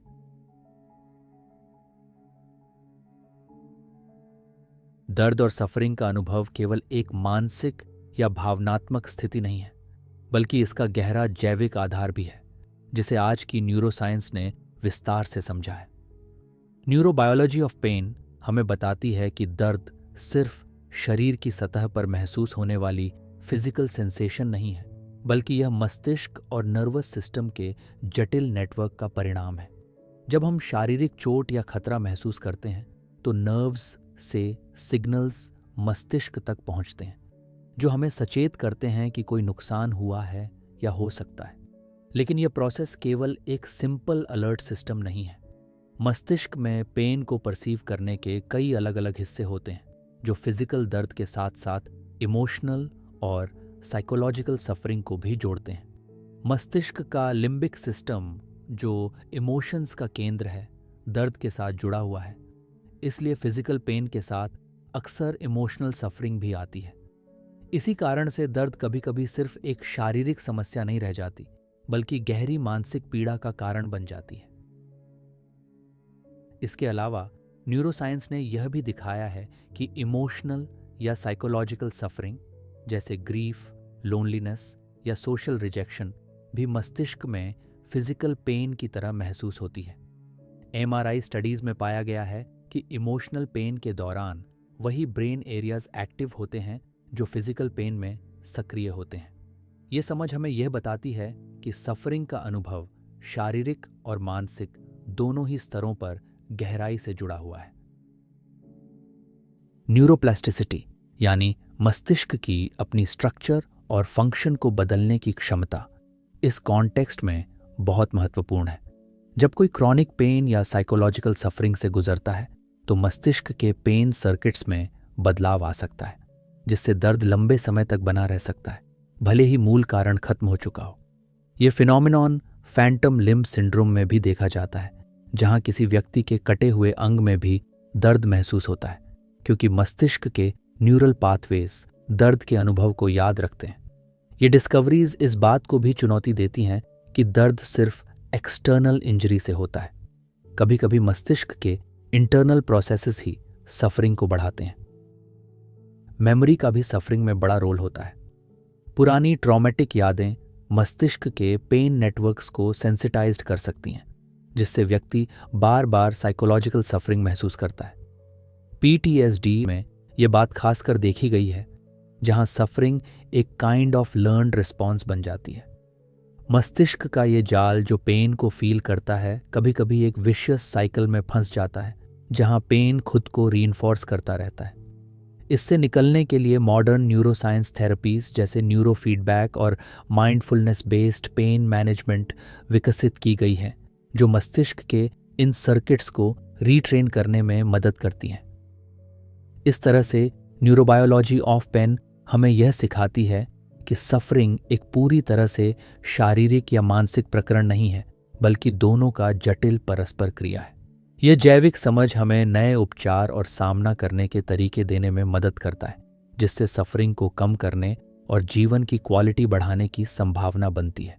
साथ ही यह ज्ञान हमें यह भी याद दिलाता है कि सफरिंग केवल एक्सटर्नल वर्ल्ड की वजह से नहीं, बल्कि हमारे मस्तिष्क के अंदर चल रहे प्रोसेसेस का भी परिणाम है, और इसलिए हमारी इंटरनल अवेयरनेस और मेंटल प्रैक्टिसेस की बड़ी भूमिका होती है पेन और सफरिंग के अनुभव में। इस बायोलॉजिकल कॉम्प्लेक्सिटी के बीच एक गहरा सवाल उभरता है, क्या हम सफरिंग को पूरी तरह से खत्म कर सकते हैं, या यह हमारे जीवित रहने और चेतना की कीमत है? न्यूरोबायोलॉजी हमें यह सवाल गहराई से सोचने पर मजबूर करती है, क्योंकि यहाँ सफरिंग सिर्फ एक बाधा नहीं, बल्कि एक संकेत है जो हमें हमारी सीमाओं और हमारी मानवता की जटिलता से रूबरू कराता है। दर्द और सफरिंग केवल व्यक्तिगत अनुभव नहीं है, वे एक सामाजिक और सामूहिक संरचना के रूप में भी मौजूद हैं, जिसे हम सोशल आर्किटेक्चर ऑफ सफरिंग कह सकते हैं। इंसान एक सामाजिक प्राणी है और हमारी पीड़ा अकेले नहीं रहती। यह हमारे रिश्तों, समुदायों और सांस्कृतिक संदर्भों में फैलती है, आकार लेती है और गहराती है। न्यूरोसाइंस ने यह दिखाया है कि हमारे मस्तिष्क में मिरर न्यूरॉन्स होते हैं, जो हमें दूसरों के दर्द को महसूस करने और समझने की क्षमता देते हैं। जब हम किसी और की सफरिंग देखते हैं या सुनते हैं, तो हमारा मस्तिष्क कुछ हद तक उसी पीड़ा को खुद अनुभव करता है। इस प्रक्रिया को एम्पैथेटिक सफरिंग कहा जाता है, और यही कारण है कि हम दूसरों के दुख में भी भावनात्मक रूप से जुड़ जाते हैं। यह सामाजिक सहानुभूति एक तरह से मानवता की नींव है, जो हमें एक दूसरे की मदद करने और सहयोग करने के लिए प्रेरित करती है। लेकिन सोशल आर्किटेक्चर ऑफ सफरिंग सिर्फ एम्पैथी तक सीमित नहीं है। यह कलेक्टिव ट्रॉमा और इंटरजेनरेशनल पेन के रूप में भी प्रकट होती है। जब कोई समुदाय या समाज बड़े पैमाने पर सफरिंग से गुजरता है, जैसे युद्ध, जातीय हिंसा, प्राकृतिक आपदाएं, तो इसका प्रभाव सिर्फ उस समय तक सीमित नहीं रहता। पीड़ा की एक सांस्कृतिक स्मृति बन जाती है, जो पीढ़ियों तक चलती रहती है।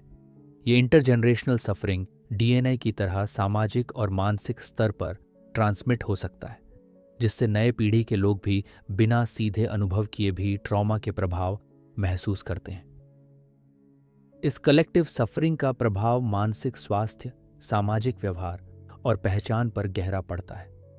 सामाजिक रूप से भी सफरिंग की मान्यता और अनुभव का अलग अलग महत्व होता है। कुछ प्रकार के सफरिंग को स्वीकार किया जाता है और उसकी पूजा या स्मृति रखी जाती है, जैसे शोक संस्कार, धार्मिक अनुष्ठान, जबकि कुछ सफरिंग को छुपाया या दबाया जाता है। यह सिलेक्टिव एक्नॉलेजमेंट समाज में सफरिंग की राजनीति को दर्शाता है, जहां कुछ लोगों के दर्द को सुनने और समझने की जगह मिलती है, तो कुछ मार्जिनलाइज्ड ग्रुप्स के सफरिंग को अनदेखा कर दिया जाता है। सोशल पेन, जो रिजेक्शन, आइसोलेशन या डिस्क्रिमिनेशन से उत्पन्न होती है, शारीरिक दर्द जितनी ही वास्तविक होती है। ये दर्द हमारे सामाजिक जुड़ाव और बिलोंगिंगनेस की गहराई को दर्शाता है। अकेलापन या सोशल एक्सक्लूजन कभी-कभी इतना तीव्र होता है कि वह क्रॉनिक फिजिकल पेन से भी ज़्यादा कष्टदायक साबित होता है। इसलिए सफरिंग को समझने के लिए हमें इसे केवल व्यक्तिगत स्तर पर नहीं बल्कि सामाजिक और सांस्कृतिक कॉन्टेक्स्ट में भी देखना होगा। इस सामाजिक सफरिंग की कंटेजियस नेचर भी चिंता का विषय है। जब हम अपने आसपास के लोगों की सफरिंग देखते या सुनते हैं तो ये हमारे मानसिक स्वास्थ्य पर असर डाल सकता है। सामाजिक मीडिया और खबरों के ज़माने में सफरिंग एक तरह से वायरल हो गई है, जिससे कलेक्टिव एंग्जाइटी और हेल्पलेसनेस की भावना फैलती है। ये फिनोमिनॉन बताता है कि सफरिंग आज केवल एक प्राइवेट एक्सपीरियंस नहीं रहा, बल्कि ये एक पब्लिक और ग्लोबल फिनोमिनॉन बन गया है। इस तरह सोशल आर्किटेक्चर ऑफ सफरिंग हमें यह सिखाती है कि सफरिंग कोई अकेला युद्ध नहीं है, बल्कि यह एक जटिल इंटरकनेक्टेड वेब है जो इंडिविजुअल, सामाजिक, सांस्कृतिक और ऐतिहासिक स्तरों पर फैली हुई है। यह आर्किटेक्चर हमें याद दिलाता है कि हमारी पीड़ा न केवल हमारी अपनी है, बल्कि हम उस बड़े मानव परिवार का हिस्सा हैं जहां हर सफरिंग की एक एको होती है जो हमें जोड़ती है पर कभी-कभी तोड़ भी देती है। यही कारण है कि हीलिंग और रिकवरी के लिए सोशल सपोर्ट, कम्युनिटी और कलेक्टिव एक्नॉलेजमेंट बेहद ज़रूरी हैं।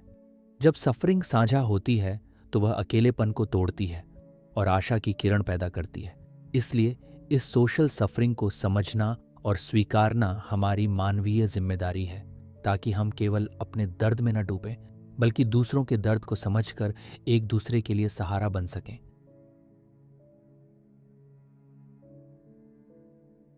हम अक्सर सोचते हैं कि तकनीक, विज्ञान और सामाजिक उन्नति के साथ हमारे जीवन में सफरिंग घटनी चाहिए, लेकिन सच बहुत अलग है।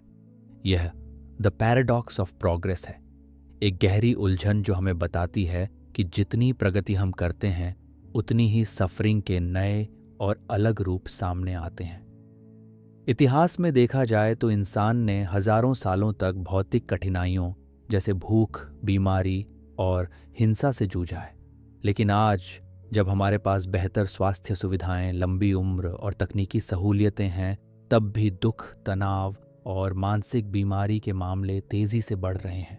ये विरोधाभास इसलिए है क्योंकि भौतिक ज़रूरतों की पूर्ति के बाद सफरिंग का स्वरूप और भी जटिल और सूक्ष्म हो जाता है।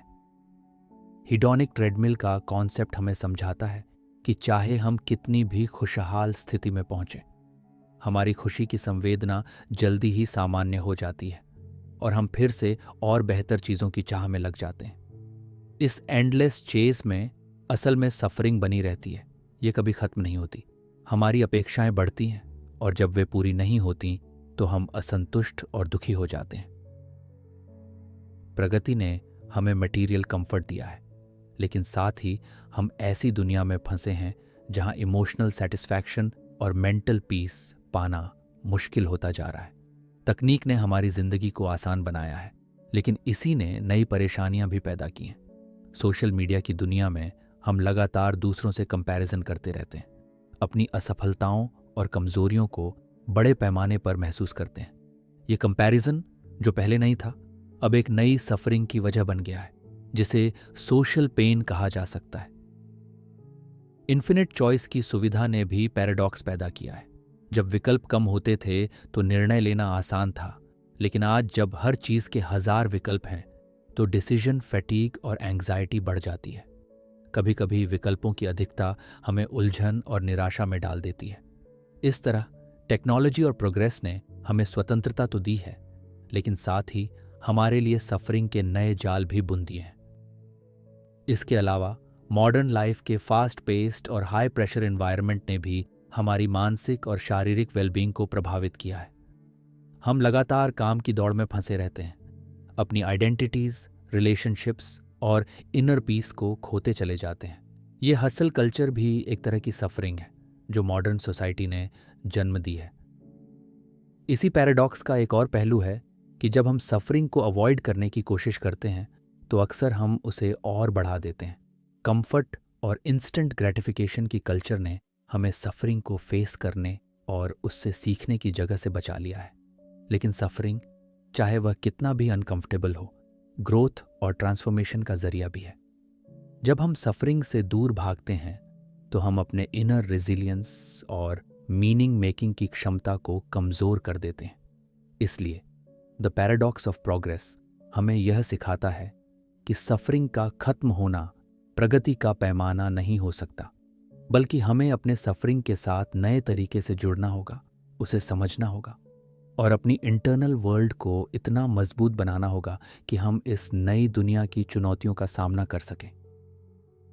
ये पैराडॉक्स हमें चैलेंज करता है कि हम सिर्फ बाहरी प्रोग्रेस के लिए नहीं जिए, बल्कि अपनी अंदरूनी दुनिया की प्रगति भी करें, जहां इमोशनल इंटेलिजेंस, कंपैशन और माइंडफुलनेस का विकास हो। तभी हम सच में उस सफरिंग के पहाड़ को पार कर सकते हैं जो बाहरी नहीं, बल्कि हमारे मन और समाज के भीतर मौजूद है। इस गहरे विचार के साथ हम समझ पाते हैं कि प्रोग्रेस सिर्फ टेक्नोलॉजी या मटेरियल कंफर्ट नहीं है, बल्कि सफरिंग के नए रूपों को समझकर उनसे पार पाने की कला है, जो आज के समय में शायद सबसे बड़ी चुनौती है। संपूर्ण मानव इतिहास में सफरिंग को सिर्फ एक नकारात्मक अनुभव के रूप में नहीं देखा गया, बल्कि उसे एक गुरु के रूप में भी माना गया है। एक ऐसा शिक्षक जो हमें गहराई से जीवन के रहस्यों से रूबरू कराता है। सफरिंग एज टीचर का विचार एक रहस्यमय लेकिन सशक्त सत्य को उजागर करता है। जब हम दर्द और कष्ट के सामने खड़े होते हैं, तभी हमारी आत्मा की असली परीक्षा शुरू होती है। सफरिंग हमें हमारे कंफर्ट जोन से बाहर खींचती है, हमारी कमजोरियों, सीमाओं और असत्यताओं को सामने लाती है और उसी प्रक्रिया में हमें विकसित होने का अवसर देती है। असली विजडम, वह गहरी समझ जो केवल किताबों या तर्क वितर्क से नहीं मिलती, अक्सर सफरिंग के माध्यम से आती है। जब हम कठिनाइयों का सामना करते हैं तो हम अपने अंदर के शैडोज को देखते हैं, वो हिस्से जिन्हें हम छुपाते थे या नजरअंदाज करते थे।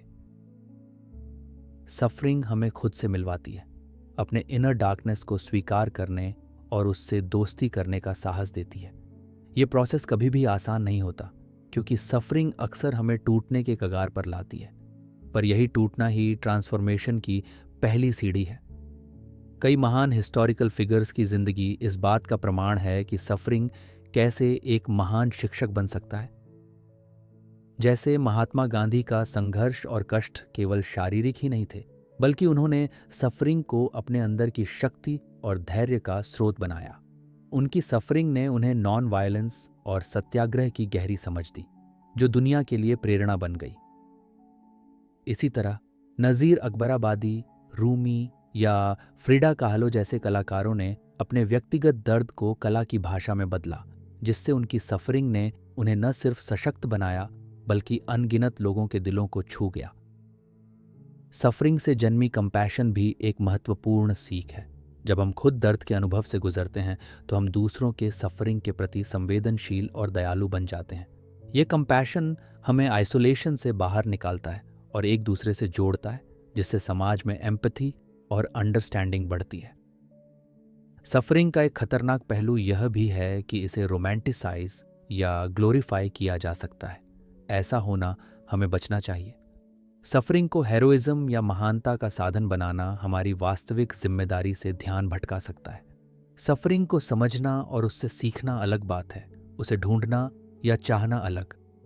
असली गुरु वह होता है जो सफरिंग को स्वीकार करता है, उससे सीखता है, लेकिन खुद को अननेसेसरी पेन में नहीं डालता। अंत में सफरिंग एक ऐसा टीचर है जो हमें सिखाता है कि जीवन की गहराई केवल सुख दुख के रंगों के मिश्रण में ही महसूस की जा सकती है।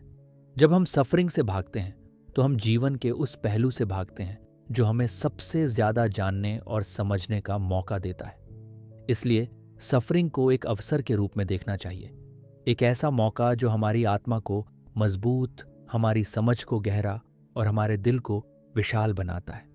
इस रहस्यमय शिक्षक से मिलने का साहस ही हमें जीवन के सबसे बड़े रहस्यों तक ले जाता है।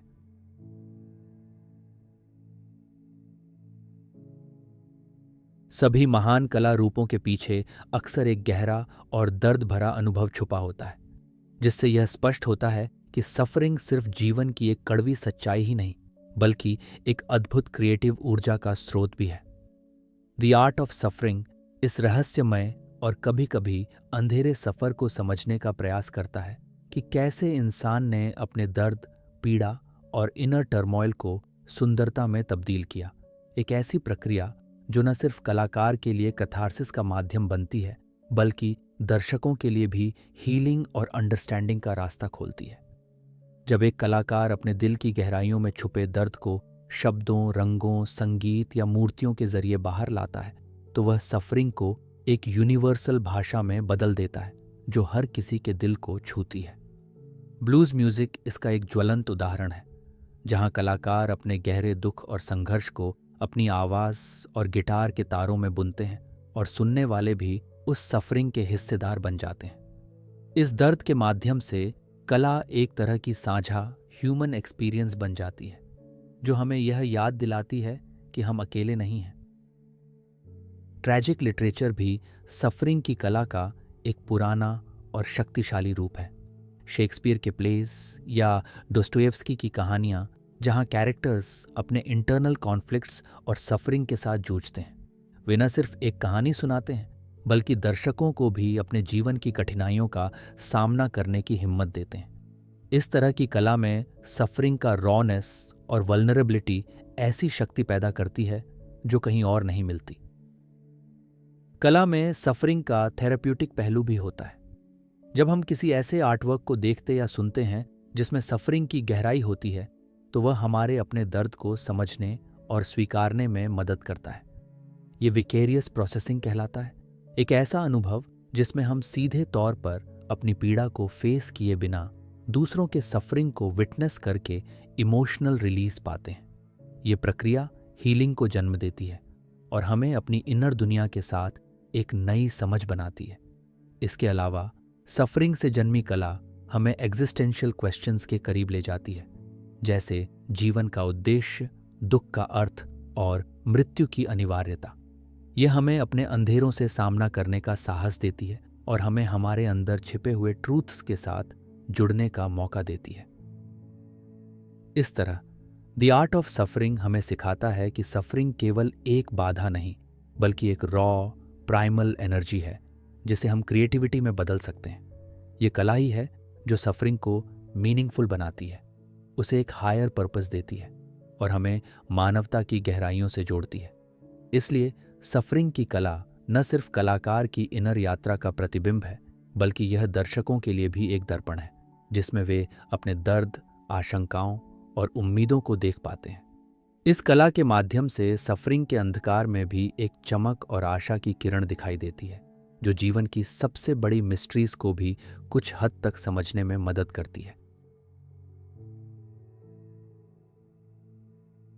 पोस्ट ट्रॉमेटिक ग्रोथ या संक्षेप में पीटीजी एक रहस्यमय लेकिन शक्तिशाली प्रक्रिया है जिसमें इंसान गहरी सफरिंग और ट्रॉमा के बाद भी न केवल वापस खड़ा होता है, बल्कि उससे भी मजबूत, समझदार और परिपक्व बनकर उभरता है। ये कॉन्सेप्ट हमें बताता है कि ट्रॉमा और पीड़ा हमेशा टूटने का कारण नहीं बनती। कभी कभी वे ट्रांसफॉर्मेशन के द्वार खोलती हैं।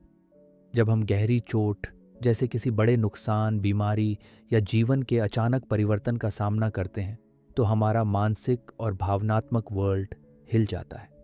शुरू में यह प्रक्रिया बेहद कठिन, पेनफुल और कंफ्यूजिंग होती है, लेकिन धीरे धीरे कुछ लोग इस गहरे अंधकार में भी एक नई रोशनी देखते हैं, एक ऐसी रोशनी जो उन्हें अपने अस्तित्व के नए अर्थ और दिशा की ओर ले जाती है। पीटीजी के 5 मुख्य डोमेन्स होते हैं। पहला, व्यक्तिगत शक्ति की नई समझ, जहां इंसान अपने आप को पहले से अधिक मजबूत और सक्षम महसूस करता है। दूसरा, जीवन के प्रति एक नई अप्रिशिएशन, जिसमें वह छोटी छोटी खुशियों और क्षणों को पहले से कहीं अधिक महत्व देने लगता है। तीसरा, गहरे इंटरपर्सनल रिलेशनशिप्स, जहां ट्रॉमा ने रिश्तों को और गहरा, संवेदनशील और सहायक बनाया होता है। चौथा, स्पिरिचुअलिटी या एग्जिस्टेंशियल अंडरस्टैंडिंग, जो हमें जीवन के बड़े सवालों के साथ जुड़ने और एक्सेप्टेंस की भावना को बढ़ावा देती है। और पांचवा, नई संभावनाओं की खोज, जिसमें व्यक्ति अपने जीवन में नए रास्ते, करियर या पैशंस को तलाशता है। लेकिन पीटीजी हर किसी के लिए नहीं होता। ये समझना ज़रूरी है कि ट्रॉमा का एक्सपीरियंस हर इंसान पर अलग तरह से असर करता है। कुछ लोग टूट जाते हैं, कुछ सर्वाइव करते हैं और कुछ ग्रो भी कर जाते हैं। पीटीजी के लिए ज़रूरी है कि व्यक्ति अपने दर्द का सामना करे, उसे अवॉइड ना करे। इसका मतलब ये नहीं कि सफरिंग को ग्लोरीफाई किया जाए, बल्कि ये कि उसे समझा जाए और उसके साथ एक स्वस्थ संबंध बनाया जाए। मीनिंग मेकिंग इस प्रक्रिया का दिल है। जब हम अपने ट्रॉमा को एक कहानी में बदलते हैं जिसमें दर्द के साथ साथ सीख और ग्रोथ भी शामिल हो, तब पीटीजी संभव होती है। सोशल सपोर्ट का भी बड़ा रोल होता है। जब हम अपने ट्रॉमा को साझा करते हैं, एम्पैथी और अंडरस्टैंडिंग पाते हैं, तब हमारी हीलिंग और ग्रोथ की संभावना बढ़ती है। वहीं आइसोलेशन और लोनलीनेस इस प्रक्रिया को रोक सकते हैं। पीटीजी का मतलब ये नहीं कि सफरिंग खत्म हो जाती है, बल्कि यह कि सफरिंग हमारी आइडेंटिटी का हिस्सा बन जाती है, जिसे हम इंटीग्रेट कर लेते हैं। हम उस दर्द को अपने हिस्से के रूप में स्वीकार करते हैं और उससे नए अर्थ निकालते हैं। ये एक ऑनगोइंग जर्नी होती है जिसमें अप्स एंड डाउन्स आते रहते हैं, लेकिन ओवरऑल ग्रोथ की दिशा में प्रोग्रेस होती है। वैज्ञानिक शोध भी इस फिनोमेनन को सपोर्ट करता है, जिससे पता चलता है कि ट्रॉमा के बाद पॉजिटिव साइकोलॉजिकल चेंजेस असंभव नहीं, बल्कि संभव हैं। ये होप की एक किरण है उन लोगों के लिए जो गहरे दुख में हैं। पोस्ट ट्रॉमेटिक ग्रोथ हमें यह सिखाता है कि सफरिंग का अंत केवल दुख या विनाश नहीं हो सकता, बल्कि वह जीवन के एक नए अध्याय की शुरुआत भी हो सकता है। यह हमें ह्यूमन रेजिलियंस और ट्रांसफॉर्मेशन की अद्भुत क्षमता का एहसास कराता है, जो इंसान को बाकी जानवरों से अलग बनाती है। इस रहस्यमय लेकिन शक्तिशाली प्रक्रिया को समझना और अपनाना हमें न सिर्फ अपने व्यक्तिगत जीवन में, बल्कि समाज में भी हीलिंग और ग्रोथ की नई संभावनाएं खोलता है।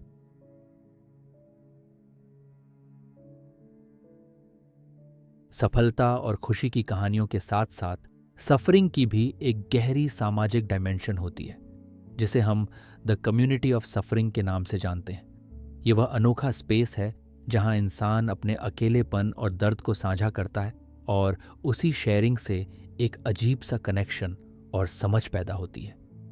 जब कोई सफरिंग का सामना करता है तो अक्सर वह अकेलापन महसूस करता है। ऐसा लगता है जैसे उसकी पीड़ा सिर्फ उसका ही हिस्सा है और कोई उसे नहीं समझ सकता। लेकिन पैराडॉक्सिकली सफरिंग ही वह पुल है जो इंसानों को एक दूसरे से जोड़ता है। चाहे वो ग्रीफ हो, लॉस हो या कोई लंबी बीमारी, जब हम अपने दर्द को किसी के साथ बांटते हैं तो वह दर्द कम हो जाता है और हम महसूस करते हैं कि हम अकेले नहीं हैं। सपोर्ट ग्रुप्स, चाहे वो ग्रीफ काउंसलिंग के लिए हों या क्रॉनिक इलनेस वाले लोगों के लिए, इस बात का जीवंत उदाहरण है कि कैसे कलेक्टिव सफरिंग एक कम्युनिटी में बदल सकती है। इन ग्रुप्स में लोग अपने अनुभव, भावनाएं और कोपिंग स्ट्रैटेजीज साझा करते हैं, जिससे एक दूसरे को इमोशनल रिलीफ और स्ट्रेंथ मिलती है। यह सिर्फ प्रैक्टिकल सपोर्ट नहीं होता, बल्कि एक तरह की स्पिरिचुअल कंपेनियनशिप भी होता है जो सफरिंग को सहने में मदद करता है। कल्चरल रिचुअल्स और ट्रेडिशंस भी सफरिंग को सामूहिक अनुभव में बदलने का एक तरीका है, जैसे कि फ्यूनरल राइट्स, मोर्निंग सेरेमोनीज या हार्वेस्ट फेस्टिवल्स। ये सब हमें याद दिलाते हैं कि सफरिंग केवल व्यक्तिगत नहीं है, बल्कि यह मानवता का एक शेयर्ड एस्पेक्ट है। इन रिचुअल्स के जरिए हम ग्रीफ को सोशली एक्नॉलेज करते हैं और एक दूसरे के साथ इमोशनल बॉन्डिंग को मजबूत करते हैं। लोनलीनेस ऑफ अनविटनेस सफरिंग, यानी वो सफरिंग जो किसी ने देखी या समझी नहीं, अक्सर सबसे भारी होती है। जब कोई अपने दुख को छुपाता है या उसे स्वीकार नहीं करता, तो वह पेन अंदर ही अंदर बढ़ता रहता है।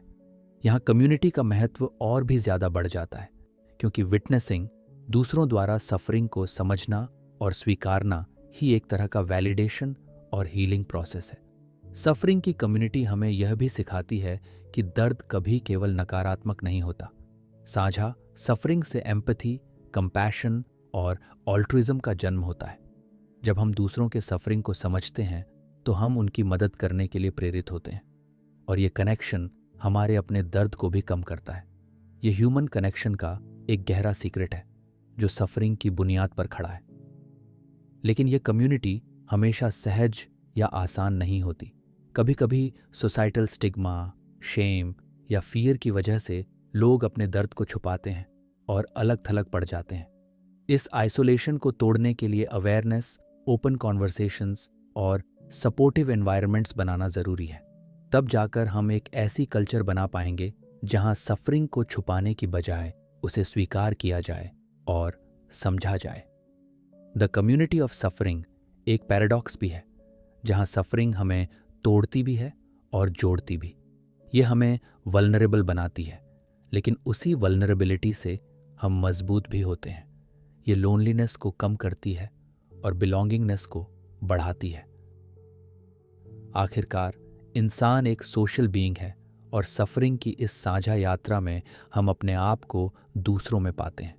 ये कम्युनिटी सिर्फ दुख को बांटने का माध्यम नहीं, बल्कि एक ऐसा स्पेस है जहां हीलिंग, ग्रोथ और अंडरस्टैंडिंग की शुरुआत होती है। इसलिए सफरिंग की इस सामाजिक डायमेंशन को समझना और उसे अपनाना हमें न केवल अपने दर्द से लड़ने में मदद करता है, बल्कि हमें एक गहरे मानव कनेक्शन का अनुभव भी कराता है, जो जीवन के सबसे कठिन पलों में भी हमें साथ लेकर चलता है।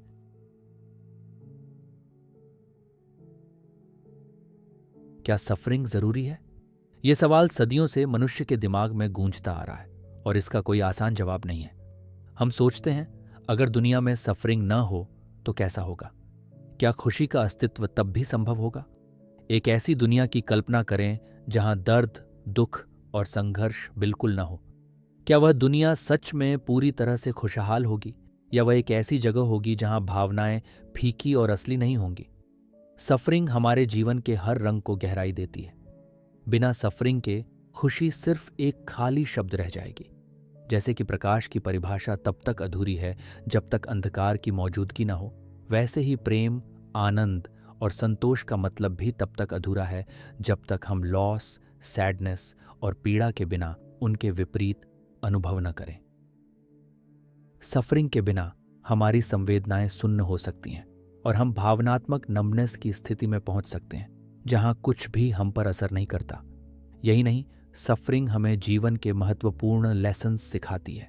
यह हमें अवेयर बनाती है, हमें ग्रोथ की दिशा में ले जाती है। इसके बिना हम अपनी कमजोरियों और सीमाओं को नहीं समझ पाते और न ही हम दूसरों के दर्द के प्रति सहानुभूति विकसित कर पाते हैं। लेकिन क्या सफरिंग का मतलब है कि हमें इसे हमेशा सहना चाहिए? जरूरी नहीं। सफरिंग का होना आवश्यक है, लेकिन उसकी क्वालिटी और कॉन्टेक्स्ट बहुत मायने रखती है। कुछ सफरिंग हमें जागरूक करती है और हमें बेहतर इंसान बनाती है, जबकि कुछ सफरिंग बेवजह की, निरर्थक और डिस्ट्रक्टिव होती है। जैसे शारीरिक दर्द हमें चेतावनी देता है कि हमारे शरीर में कुछ गलत है, वैसे ही इमोशनल सफरिंग हमें अंदरूनी समस्याओं की तरफ ध्यान दिलाती है। इस पर्सपेक्टिव से सफरिंग एक नेसेसरी सिग्नल भी है, जो हमारे सर्वाइवल और वेल बीइंग के लिए ज़रूरी है। वहीं दूसरी तरफ आज की दुनिया में हम ऐसे सफरिंग के भी गवाह हैं जो आर्टिफिशियल या अननेसेसरी हैं, जैसे सोशल मीडिया की वजह से बढ़ती एंग्जाइटी, कंपैरिजन की भावना और एंडलेस चॉइसेस का तनाव। ये दिखाता है कि सफरिंग का स्वरूप बदल रहा है, लेकिन उसका होना जारी है। इस सवाल के साथ एक और पहलू जुड़ा है, क्या हम बिना सफरिंग के पूरी तरह से इवॉल्व्ड हो सकते हैं? बहुत से फिलोसोफर्स और थिंकर्स मानते हैं कि सफरिंग ही हमें सेल्फ अवेयरनेस, एम्पैथी और एग्जिस्टेंशियल अंडरस्टैंडिंग देती है। अगर हम बिना सफरिंग के होते तो शायद हम जीवन के गहरे मिस्ट्रीज को नहीं समझ पाते। यही वजह है कि कई स्पिरिचुअल ट्रेडिशंस सफरिंग को एक नेसेसरी टीचर मानते हैं, जो हमें हायर कॉन्शियसनेस और लिबरेशन की ओर ले जाता है। इसी संदर्भ में आर्टिफिशियल इंटेलिजेंस और मशीन सफरिंग का सवाल भी उठता है। क्या मशीन्स को सफरिंग का अनुभव होगा? अगर होगा तो क्या उनका भी कोई मीनिंग होगा? यह सवाल हमें सफरिंग के डीपर नेचर और उसकी नेसेसिटी के बारे में सोचने पर मजबूर करता है। अंत में सफरिंग की जरूरत पर विचार करते हुए हमें यह भी समझना होगा कि सफरिंग केवल नकारात्मक नहीं है। यह जीवन का एक मूलभूत हिस्सा है जो हमें मानव बनाता है, हमें जोड़ता है और हमें आगे बढ़ाता है। बिना सफरिंग के जीवन की सुंदरता और गहराई अधूरी रहती। इसलिए सफरिंग जरूरी है। ये एक ऐसा रहस्य है जिसे समझना मुश्किल है, लेकिन जिसकी मौजूदगी हमारे अस्तित्व का अभिन्न हिस्सा है। इसे स्वीकार करना और उसके साथ जीना ही असली विजडम है।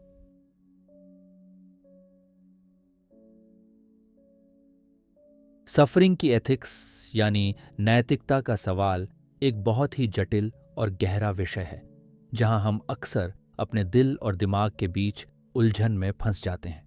जब हम बात करते हैं सफरिंग को कम करने या खत्म करने की, तो सामने आता है ये बड़ा एथिकल डिलेमा कि कब सफरिंग को खत्म करना सही है और कब उसे जारी रहने देना चाहिए। क्या हर सफरिंग को तुरंत रोकना चाहिए, या कुछ सफरिंग ऐसी होती है जो हमारी ग्रोथ या हीलिंग के लिए ज़रूरी होती है? एक तरफ कंपैशन और ह्यूमैनिटी हमें दूसरों के दर्द को कम करने की प्रेरणा देते हैं। जब हम किसी के सफरिंग को देखते हैं तो हमारा स्वाभाविक जवाब होता है उसकी मदद करना, उसे आराम देना। यही वजह है कि मेडिकल एथिक्स में भी यह सवाल बार बार उठता है कि कब एक मरीज की सफरिंग को बढ़ने देना सही है और कब उसे खत्म करने के लिए ट्रीटमेंट या एंड ऑफ लाइफ केयर देना चाहिए। यहाँ राइट टू डाई जैसे मुद्दे सामने आते हैं, जहाँ कुछ लोग सफरिंग से बचने के लिए असिस्टेड सुइसाइड या यूथनेशिया की मांग करते हैं। इस डिबेट में एक तरफ है इंसान का सफरिंग से मुक्त होने का अधिकार, तो दूसरी तरफ है जीवन की पवित्रता का सिद्धांत। इसके अलावा पेरेंटल एथिक्स में भी यह सवाल बड़ा चुनौतीपूर्ण होता है। क्या बच्चों को हर तरह के सफरिंग से बचाना चाहिए या उन्हें थोड़ी बहुत मुश्किलों का सामना करने देना चाहिए ताकि वे मजबूत बन सकें? यहाँ सफरिंग की नेसेसिटी और प्रोटेक्शन के बीच संतुलन बनाना जरूरी हो जाता है। वहीं समाज में सफरिंग की राजनीति भी बहुत जटिल होती है। कौन सफरिंग करेगा, कौन उसे सहन करेगा और कौन उसे राहत देगा? यह सवाल पावर स्ट्रक्चर्स, इनइक्वालिटीज और सोशल जस्टिस से जुड़ा होता है। कभी कभी सफरिंग को कंट्रोल करने या खत्म करने के नाम पर कुछ समूहों का शोषण या उपेक्षा भी हो जाती है। इसलिए एथिक्स हमें याद दिलाती है कि सफरिंग से निपटना सिर्फ व्यक्तिगत नहीं बल्कि सामाजिक जिम्मेदारी भी है। कई बार सफरिंग को लेटिंग बी या allowing to run its course की नीति अपनानी पड़ती है, खासकर तब जब सफरिंग का अर्थ हीलिंग या ट्रांसफॉर्मेशन से जुड़ा हो। कुछ धार्मिक और स्पिरिचुअल ट्रेडिशंस में सफरिंग को एक प्यूरिफिकेशन या टेस्टिंग का रूप माना जाता है, जहां उसे फोर्सफुली हटाना सही नहीं माना जाता। लेकिन मॉडर्न मेडिकल साइंस और ह्यूमन राइट्स की दुनिया में सफरिंग को मिनिमाइज करना प्राथमिकता है, जिससे क्वालिटी ऑफ लाइफ बेहतर हो। एथिक्स हमें यह भी सोचने पर मजबूर करती है कि सफरिंग का एक्सपीरियंस हर इंसान के लिए अलग होता है। किसी के लिए छोटा दर्द, किसी के लिए असहनीय पीड़ा। इसलिए जजमेंट में एम्पैथी और कॉन्टेक्स्ट की जरूरत होती है। अंततः सफरिंग की एथिक्स में हम इस टेंशन को स्वीकार करते हैं कि सफरिंग को खत्म करना एक मॉरल इम्परेटिव है, लेकिन साथ ही हमें उस सफरिंग की वजह, उसकी लर्निंग और उसकी डीपर मीनिंग को भी समझना होगा। ये बैलेंसिंग एक्ट ही एथिक्स की जटिलता और खूबसूरती है, जहां हम कंपैशन, जस्टिस, ऑटोनॉमी और डिग्निटी के बीच संतुलन बनाते हैं। इसलिए सफरिंग की एथिक्स सिर्फ रूल्स या गाइडलाइंस नहीं, बल्कि एक ऑनगोइंग डायलॉग है जो हमें हमारे अपने ह्यूमैनिटी की सीमा और गहराई से रूबरू कराता है। इसे समझना और उसका सम्मान करना ही असली नैतिक विजडम है। सफरिंग का रहस्य जितना हम समझने की कोशिश करते हैं, उतना ही वह और गहरा होता जाता है। ये एक ऐसा रहस्य है जो शायद पूरी तरह कभी नहीं सुलझाया जा सकता। फिलॉसफी और स्पिरिचुअलिटी दोनों ने इस बात को माना है कि सफरिंग की नेचर इतनी कॉम्प्लेक्स और मल्टीफैसेटेड है कि उसे सिर्फ लॉजिक या साइंस से पूरी तरह समझ पाना असंभव है। हमारे पास जो एक्सप्लेनेशंस हैं वे अक्सर सरफेस के लेवल पर होते हैं, जबकि सफरिंग की असली गहराई और उसका पर्पस एक मिस्ट्री के रूप में बना रहता है। इस मिस्ट्री का एक बड़ा कारण यह है कि सफरिंग का एक्सपीरियंस हर इंसान के लिए यूनिक होता है। ये सब्जेक्टिव है, डीपली पर्सनल है और इसे यूनिवर्सल फॉर्मूला में बांधना आसान नहीं। कभी कभी ऐसा लगता है कि सफरिंग सिर्फ एक अनियंत्रित घटना है जिसका कोई मतलब नहीं, कोई कारण नहीं, और ये रैंडमनेस की तरह होता है। लेकिन दूसरी तरफ कई ट्रेडिशंस और थिंकर्स मानते हैं कि सफरिंग के पीछे कोई गुप्त उद्देश्य या हायर ऑर्डर होता है जिसे हम अभी समझ नहीं पाए हैं। ये आइडिया कि सफरिंग का कोई छुपा हुआ मतलब है एक तरह से हमें एग्जिस्टेंशियल कंफर्ट भी देता है कि हमारे दर्द के पीछे कोई बड़ी कहानी है, कोई कॉस्मिक डिज़ाइन है। लेकिन साथ ही ये भी सच है कि सफरिंग का कोई डेफिनेटिव मीनिंग न होना भी हमारे एग्जिस्टेंस का एक हिस्सा है। ह्यूमन लिमिटेशंस की वजह से हम उन बड़े सवालों का जवाब नहीं पा सकते जो सफरिंग से जुड़े हैं, जैसे कि क्यों अच्छों को बुरा होता है या क्यों निर्दोषों को पीड़ा सहनी पड़ती है। ये फिलोसॉफिकल अनसॉल्वेबिलिटी सफरिंग को और भी प्रोफाउंड बनाती है। मिस्ट्री के इस पहलू में हम अक्सर पैराडॉक्सिस का सामना करते हैं। सफरिंग के साथ रहना और उसे स्वीकारना कितना मुश्किल होता है, जबकि हम उसकी वजह जानना चाहते हैं। यही वजह है कि कई लोग सफरिंग को एग्जिस्टेंशियल चैलेंज मानते हैं, जो हमें हमारे खुद के लिमिट्स और वल्नरेबिलिटीज से मिलवाता है। इसके अलावा मिस्ट्री हमें ह्यूमिलिटी सिखाती है कि हमारी नॉलेज सीमित है और कुछ चीज़ें हमसे परे हैं। इस स्वीकार्यता से हम सफरिंग के अननोन एस्पेक्ट्स के साथ भी जीना सीखते हैं। इसके साथ ही कुछ थिंकर्स कहते हैं कि सफरिंग की मिस्ट्री ही लाइफ की रिचनेस और कॉम्प्लेक्सिटी को दर्शाती है। अगर सब कुछ स्पष्ट और प्रिडिक्टेबल होता तो जीवन इतना मीनिंगफुल और वाइब्रेंट नहीं होता। मिस्ट्री का प्रेजेंस हमें क्रिएटिविटी, वंडर और डीप कॉन्टेम्पलेशन की ओर ले जाता है। वहीं मिस्ट्री हमें एग्जिस्टेंशियल क्वेश्चंस के साथ ओपन एंडेड रहने की अनुमति भी देती है कि हम आंसर्स के बजाय क्वेश्चंस में ही रह सकते हैं और उसमें ही ग्रोथ पा सकते हैं। ये भी एक तरह का स्पिरिचुअल प्रैक्टिस बन जाता है, जिसमें हम सफरिंग को सिर्फ प्रॉब्लम नहीं बल्कि एक्सपीरियंस के रूप में देखना सीखते हैं। अंत में सफरिंग की मिस्ट्री डीपन्स करती है हमारी कैपेसिटी को वंडर, एम्पैथी और कनेक्शन के लिए। ये हमें याद दिलाती है कि हम अकेले नहीं हैं और हमारा एक्सपीरियंस एक लार्जर ह्यूमन कंडीशन का हिस्सा है।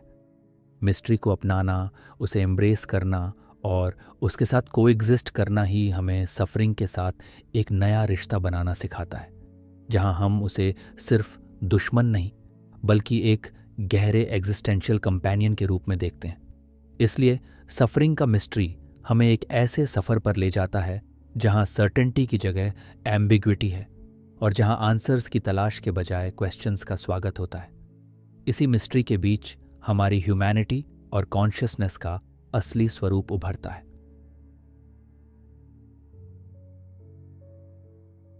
सफरिंग के अंधकार में प्रैक्टिकल विजडम यानी व्यावहारिक बुद्धि की बहुत ज़रूरत होती है, क्योंकि सिर्फ थियोरेटिकल समझ या फिलोसॉफिकल सोच से हम अपने दर्द के साथ जीना नहीं सीख पाते। प्रैक्टिकल विजडम हमें सिखाती है कि कैसे सफरिंग को पूरी तरह से खत्म करने की कोशिश किए बिना उसे सहन करना और उससे गुजरना संभव है। सबसे पहली बात है एक्सेप्टेंस। ये एक्सेप्टेंस कोई रेजिग्नेशन नहीं, कोई हार नहीं है, बल्कि एक गहरी समझ है कि सफरिंग जीवन का एक हिस्सा है और उसे अनदेखा या दबाना मुश्किल है। एक्सेप्टेंस का मतलब है सफरिंग के साथ एक तरह की दोस्ती करना, उसे अपने अंदर आने देना, उसकी उपस्थिति को महसूस करना बिना उसे फाइट किए। यह आसान नहीं होता क्योंकि मन स्वाभाविक रूप से डिस्कम्फर्ट से बचना चाहता है, लेकिन एक्सेप्टेंस हमें इनर पीस की ओर ले जाता है। दूसरा महत्वपूर्ण विजडम है डिस्कम्फर्ट के साथ बैठने की कला। जब हम अपने दर्द या दुख को पूरी तरह से महसूस करते हैं, बिना भागे या डिस्ट्रैक्ट हुए, तो एक नई तरह की रेजिलियंस या सहनशीलता जन्म लेती है। ये प्रैक्टिस माइंडफुलनेस और मेडिटेशन से जुड़ी होती है, जहां हम प्रेजेंट मोमेंट में रहते हुए सफरिंग को जज किए बिना ऑब्जर्व करते हैं। इससे हमारा मन शांत होता है और सफरिंग की तीव्रता कम लगने लगती है। तीसरी बात है रेजिलियंस का निर्माण, लेकिन ऐसे रेजिलियंस जो दिल को कठोर न बनाए बल्कि नरम और कंपैशनेट बनाए। अक्सर हम सोचते हैं कि मजबूत बनने के लिए हमें अपने इमोशंस को दबाना होगा, लेकिन असली विजडम यह है कि हम अपनी वल्नरेबिलिटी को स्वीकार करें और फिर भी आगे बढ़ें। ये नरमी हमें सेल्फ कंपैशन और दूसरों के प्रति एम्पैथी भी बढ़ाती है। इसके अलावा प्रैक्टिकल विजडम में यह समझ भी आती है कि कब सफरिंग को अकेले सहना चाहिए और कब मदद मांगनी चाहिए। कभी कभी हम सोचते हैं कि दर्द या सफरिंग अकेले ही झेलना है, लेकिन दूसरों से बात करना, काउंसलिंग लेना या सपोर्ट ग्रुप्स में जाना भी हीलिंग का हिस्सा होता है। ये समझना ज़रूरी है कि मदद लेना वीकनेस नहीं, बल्कि खुद के प्रति जिम्मेदारी है। एक और महत्वपूर्ण पहलू है प्रेजेंस का अभ्यास। पेनफुल मोमेंट्स में पूरी तरह से मौजूद रहना, उन्हें डिनाय या अवॉइड करने की बजाय महसूस करना। ये प्रेजेंस हमें हमारे इंटरनल रिसोर्सेज से जोड़ती है और सफरिंग को टेम्पोररी अनुभव के रूप में देखने में मदद करती है। साथ ही प्रैक्टिकल विजडम हमें सिखाती है कि सफरिंग को अपने आइडेंटिटी का हिस्सा न बनने देना, मतलब कि दर्द को अपनी पूरी पहचान न बना लेना। क्योंकि जब सफरिंग हमारी पूरी बीइंग बन जाती है तो हम उसके घेरे में फंस जाते हैं और आगे बढ़ने में मुश्किल होती है। इसके बजाय सफरिंग को एक एक्सपीरियंस के रूप में लेना चाहिए जो आता है और जाता है, लेकिन हम उससे बढ़कर हैं। अंत में प्रैक्टिकल विजडम यह भी कहती है कि सफरिंग को खत्म करने का प्रयास निरंतर होना चाहिए, लेकिन साथ ही उसे जीना भी सीखना चाहिए। जब हम इस संतुलन को अपनाते हैं, एक्सेप्टेंस और प्रयास के बीच, एंड्योरेंस और सीकिंग हेल्प के बीच, तब हम सफरिंग के साथ बेहतर तरीके से नेविगेट कर पाते हैं। ये विजडम सिर्फ किताबों में नहीं बल्कि लाइफ के अनुभवों में आती है और ये हर इंसान के लिए यूनिक होती है। इसलिए सफरिंग के सफ़र में प्रैक्टिकल विजडम हमारा सबसे मजबूत साथी बन जाती है, जो हमें अंधकार में भी एक राह दिखाती है, जहां हम पूरी तरह टूटे बिना अपने दर्द के साथ जीना सीखते हैं।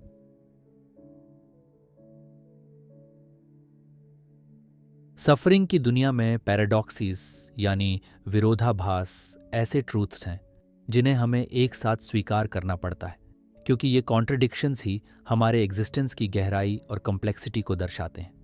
पहला पैराडॉक्स है कि सफरिंग एक तरफ मीनिंगफुल होती है और दूसरी तरफ मीनिंगलेस भी। ये दोनों बातें एक साथ सच हो सकती हैं। कभी कभी हमारा दर्द हमें जीवन के गहरे अर्थों से जोड़ता है, हमें ग्रोथ और ट्रांसफॉर्मेशन की ओर ले जाता है, लेकिन उसी सफरिंग का एक हिस्सा ऐसा भी होता है जो पूरी तरह बेतुका और रैंडम लगता है, जैसे कोई अनजाना तीर जो बिना वजह हमारे दिल को छेद देता है। इस एम्बिग्विटी को स्वीकार करना बहुत मुश्किल होता है, क्योंकि हम ह्यूमन नेचर के कारण हर चीज़ को क्लियर, नीट और समझ में आने वाला चाहते हैं। लेकिन सफरिंग हमें यह सिखाती है कि कुछ चीज़ें सिर्फ मिस्ट्री के तौर पर ही रहती हैं। दूसरा पैराडॉक्स ये है कि हमें सफरिंग को एक्सेप्ट करना होता है, लेकिन साथ ही उसे फाइट भी करना पड़ता है। ये ऐसा नहीं कि हम दर्द के सामने घुटने टेक दें और पैसिव हो जाएं, बल्कि एक्सेप्टेंस का मतलब है सफरिंग के साथ एक तरह की इंटरनल पीस बनाना, जबकि फाइट का मतलब है उस दर्द को कम करने, उससे निकलने या उससे सीखने की एक्टिव कोशिश करना। ये दोनों चीज़ें साथ साथ चलती हैं और हमें इस टेंशन को सहन करना पड़ता है कि कभी कभी हम सरेंडर करते हैं और कभी कभी रेजिस्ट। तीसरा पैराडॉक्स ये है कि सफरिंग हमें आइसोलेट करता है और कनेक्ट भी करता है। जब हम दर्द में होते हैं तो अक्सर हमें लगता है कि हम अकेले हैं। हमारे अंदर एक गहरा लोनलीनेस उभरता है जो दूसरों से दूर कर देता है। लेकिन पैराडॉक्सिकली यही सफरिंग हमें दूसरों के दर्द के प्रति संवेदनशील बनाता है, एम्पैथी जगाता है और शेयर्ड सफरिंग के जरिए हम दूसरों से गहरे जुड़ते हैं। इसलिए सफरिंग एक ऐसा पुल भी बन जाती है जो इंसानियत को जोड़ता है। चौथा पैराडॉक्स हमारे मानव स्वभाव की फ्रेजिलिटी और रेजिलियंस के बीच होता है। सफरिंग में हम बेहद कमज़ोर और टूटे हुए महसूस करते हैं, लेकिन उसी सफरिंग के चलते हमारे अंदर एक अद्भुत सहन शक्ति और स्ट्रेंथ भी निकलती है। ये कॉन्ट्रडिक्शन हमें दिखाता है कि इंसान सिमल्टेनियसली नाजुक और मजबूत होता है, और यही डुअलिटी हमारी डीपेस्ट नेचर है। अंत में हम ऐसे कॉन्ट्रडिक्शंस के साथ जीते हैं जिन्हें पूरा समझना या हल करना संभव नहीं होता। ये पैराडॉक्सेस हमें लाइफ की असली जटिलता और रिचनेस की याद दिलाते हैं, जहाँ क्लियर कट आंसर्स नहीं होते, बल्कि हम कॉन्ट्रडिक्शंस के टेंशन में रहकर जीवन को अनुभव करते हैं। सफरिंग के इन पैराडॉक्सेस को होल्ड करना, उन्हें अपने भीतर स्वीकारना और उनके साथ जीना ही एक तरह की विजडम है जो हमें इमोशनल मैच्योरिटी और एग्जिस्टेंशियल डेप्थ देती है। ये पैराडॉक्सेस हमें रिमाइंड करते हैं कि जीवन सिर्फ ब्लैक या वाइट नहीं है, बल्कि शेड्स ऑफ ग्रे में भरा हुआ है। इसलिए सफरिंग की यात्रा में यह ज़रूरी है कि हम इन कॉन्ट्रडिक्शंस को लड़ाई की जगह एम्ब्रेस करें, क्योंकि यही एम्ब्रेस हमारे हीलिंग और ग्रोथ का रास्ता खोलता है। इस तरह सफरिंग के पैराडॉक्सेस हमारे एग्जिस्टेंस के मोस्ट प्रोफाउंड ट्रूथ्स बन जाते हैं, जिन्हें हम बिना डर के सहन करते हुए अपने जीवन के सफ़र को और भी मीनिंगफुल और रिच बना सकते हैं।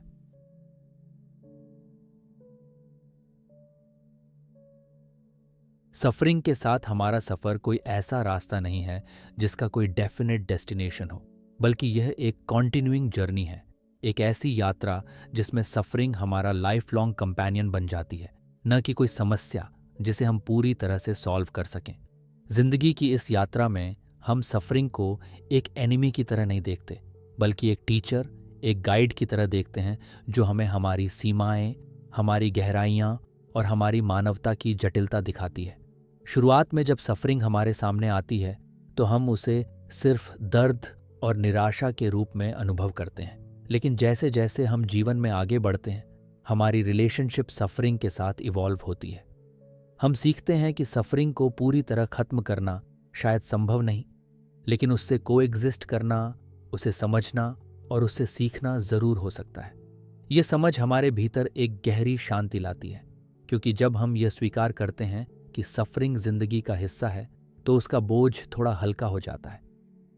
इस जर्नी में इम्परमानेंस की विजडम भी बहुत महत्वपूर्ण होती है। यह भी गुजर जाएगा। ये सिंपल लेकिन प्रोफाउंड बात हमें सफरिंग के अंधेरे में उम्मीद की किरण दिखाती है। हर दर्द, हर दुख अस्थायी है और यह हमें याद दिलाती है कि सफरिंग के बाद भी लाइफ में रिन्यूअल और हीलिंग के लिए जगह है। साथ ही हमारी समझ बढ़ती है कि सफरिंग का कोई अंतिम उत्तर या एक्सप्लेनेशन नहीं होता। ये कॉन्शियसनेस की मिस्ट्री का हिस्सा है जिसे हम लाइफ टाइम समझते रहते हैं। इस जर्नी में हमारा फोकस सिर्फ सफरिंग को खत्म करने पर नहीं, बल्कि अपने पूरे बीइंग के साथ उस सफरिंग को जीने पर होता है। हम अपनी इमोशनल और साइकोलॉजिकल कैपेसिटीज को एक्सपैंड करते हैं ताकि हम पेन को सप्रेस करने की बजाय उसे इंटीग्रेट कर सकें। ये इंटीग्रेशन हमारी आइडेंटिटी को गहरा बनाती है और हमें एक अधिक कंपैशनेट और जागरूक इंसान बनाती है। साथ ही ये जर्नी हमें प्रिपेयर करती है फ्यूचर सफरिंग के लिए, क्योंकि सफरिंग कभी खत्म नहीं होती, बल्कि उसके नए नए रूप हमें जिंदगी के अलग अलग स्टेजेस में मिलते रहते हैं। जब हम यह जानते हैं कि सफरिंग हमारी कांस्टेंट कंपेनियन है, तो हम अपने मन को मेंटली और इमोशनली मजबूत बना सकते हैं, ताकि आने वाले पेन और चैलेंजेस का सामना बेहतर तरीके से कर सकें। इसी के साथ लिविंग फुली नाउ का अर्थ बनता है प्रेजेंट मोमेंट में पूरी तरह जीना, भले ही सफरिंग हो या खुशी। ये अवेयरनेस हमें जीवन के हर एक्सपीरियंस को गहराई से महसूस करने और उसके साथ जुड़ने की ताकत देती है। आखिरकार सफरिंग की यह कंटिन्यूइंग जर्नी कॉन्शियसनेस की कॉम्प्लेक्सिटी को दर्शाती है। एक ऐसी यात्रा जहां पेन और ट्रांसेंडेंस, डार्कनेस और लाइट, डिस्पेयर और होप एक साथ मौजूद रहते हैं। इस जर्नी में हम न केवल सफरिंग के साथ जीना सीखते हैं, बल्कि उसकी गहराई से कुछ ऐसा समझते हैं जो ऑर्डिनरी हैप्पीनेस या कंफर्ट में संभव नहीं होता। ये एक अनफोल्डिंग मिस्ट्री है जो हमें हमारी ह्यूमैनिटी की सबसे इंटीमेट और प्रोफाउंड ट्रूथ्स से मिलवाती है। इसलिए सफरिंग के साथ जीवन एक स्टैटिक स्थिति नहीं, बल्कि एक डायनामिक इवॉल्विंग प्रोसेस है। एक ऐसा सफ़र जहां हम हर दिन थोड़ा और समझते हैं, थोड़ा और सहन करते हैं और धीरे धीरे उस अंधकार में भी एक तरह की रोशनी खोजते हैं। यही कंटिन्यूइंग जर्नी हमें रिमाइंड करती है कि सफरिंग कोई अंत नहीं, बल्कि जीवन की गहराई में उतरने का एक रास्ता है जो हमें अल्टीमेटली उस ट्रांसेंडेंस की ओर ले जाता है, जहां सफरिंग भी एक नई तरह की मीनिंग और कनेक्शन में बदल जाती है।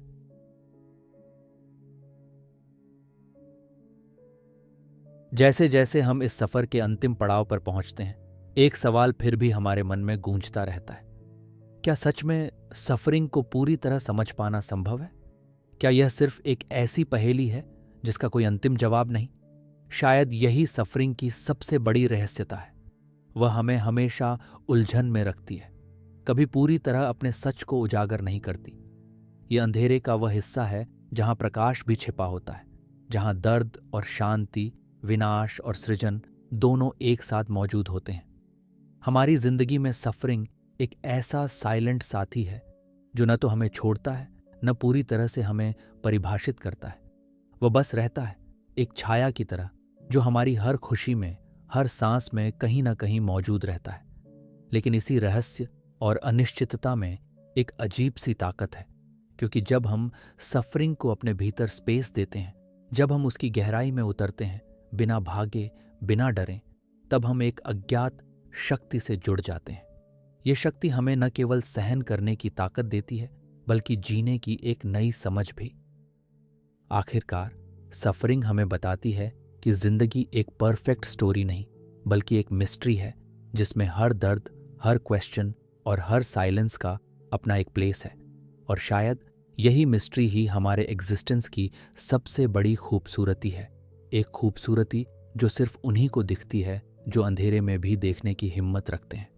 इसलिए जब अगली बार दर्द आपके दरवाजे पर दस्तक दे, तो याद रखिए, आप अकेले नहीं हैं, और इस अंधेरे में भी कहीं एक प्रकाश है जो सिर्फ इंतजार कर रहा है कि आप उसे देखें।